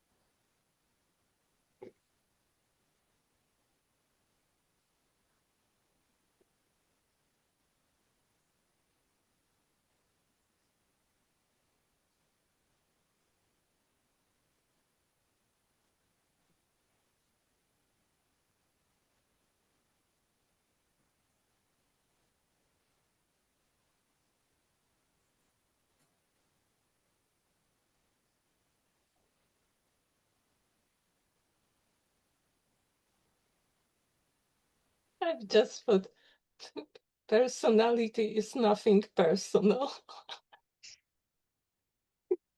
Exactly. Yes.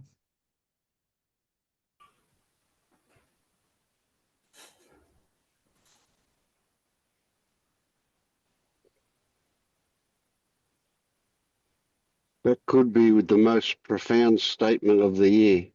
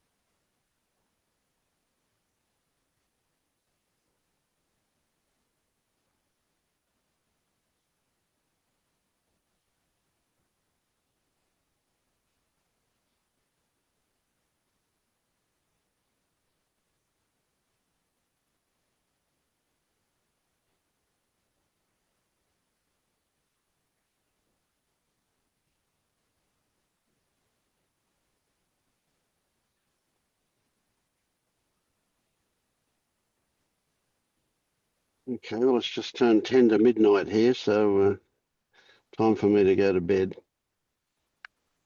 Thank you all. Thank you. Feels like, it's got a low battery sign. It feels like it's been a great meeting tonight.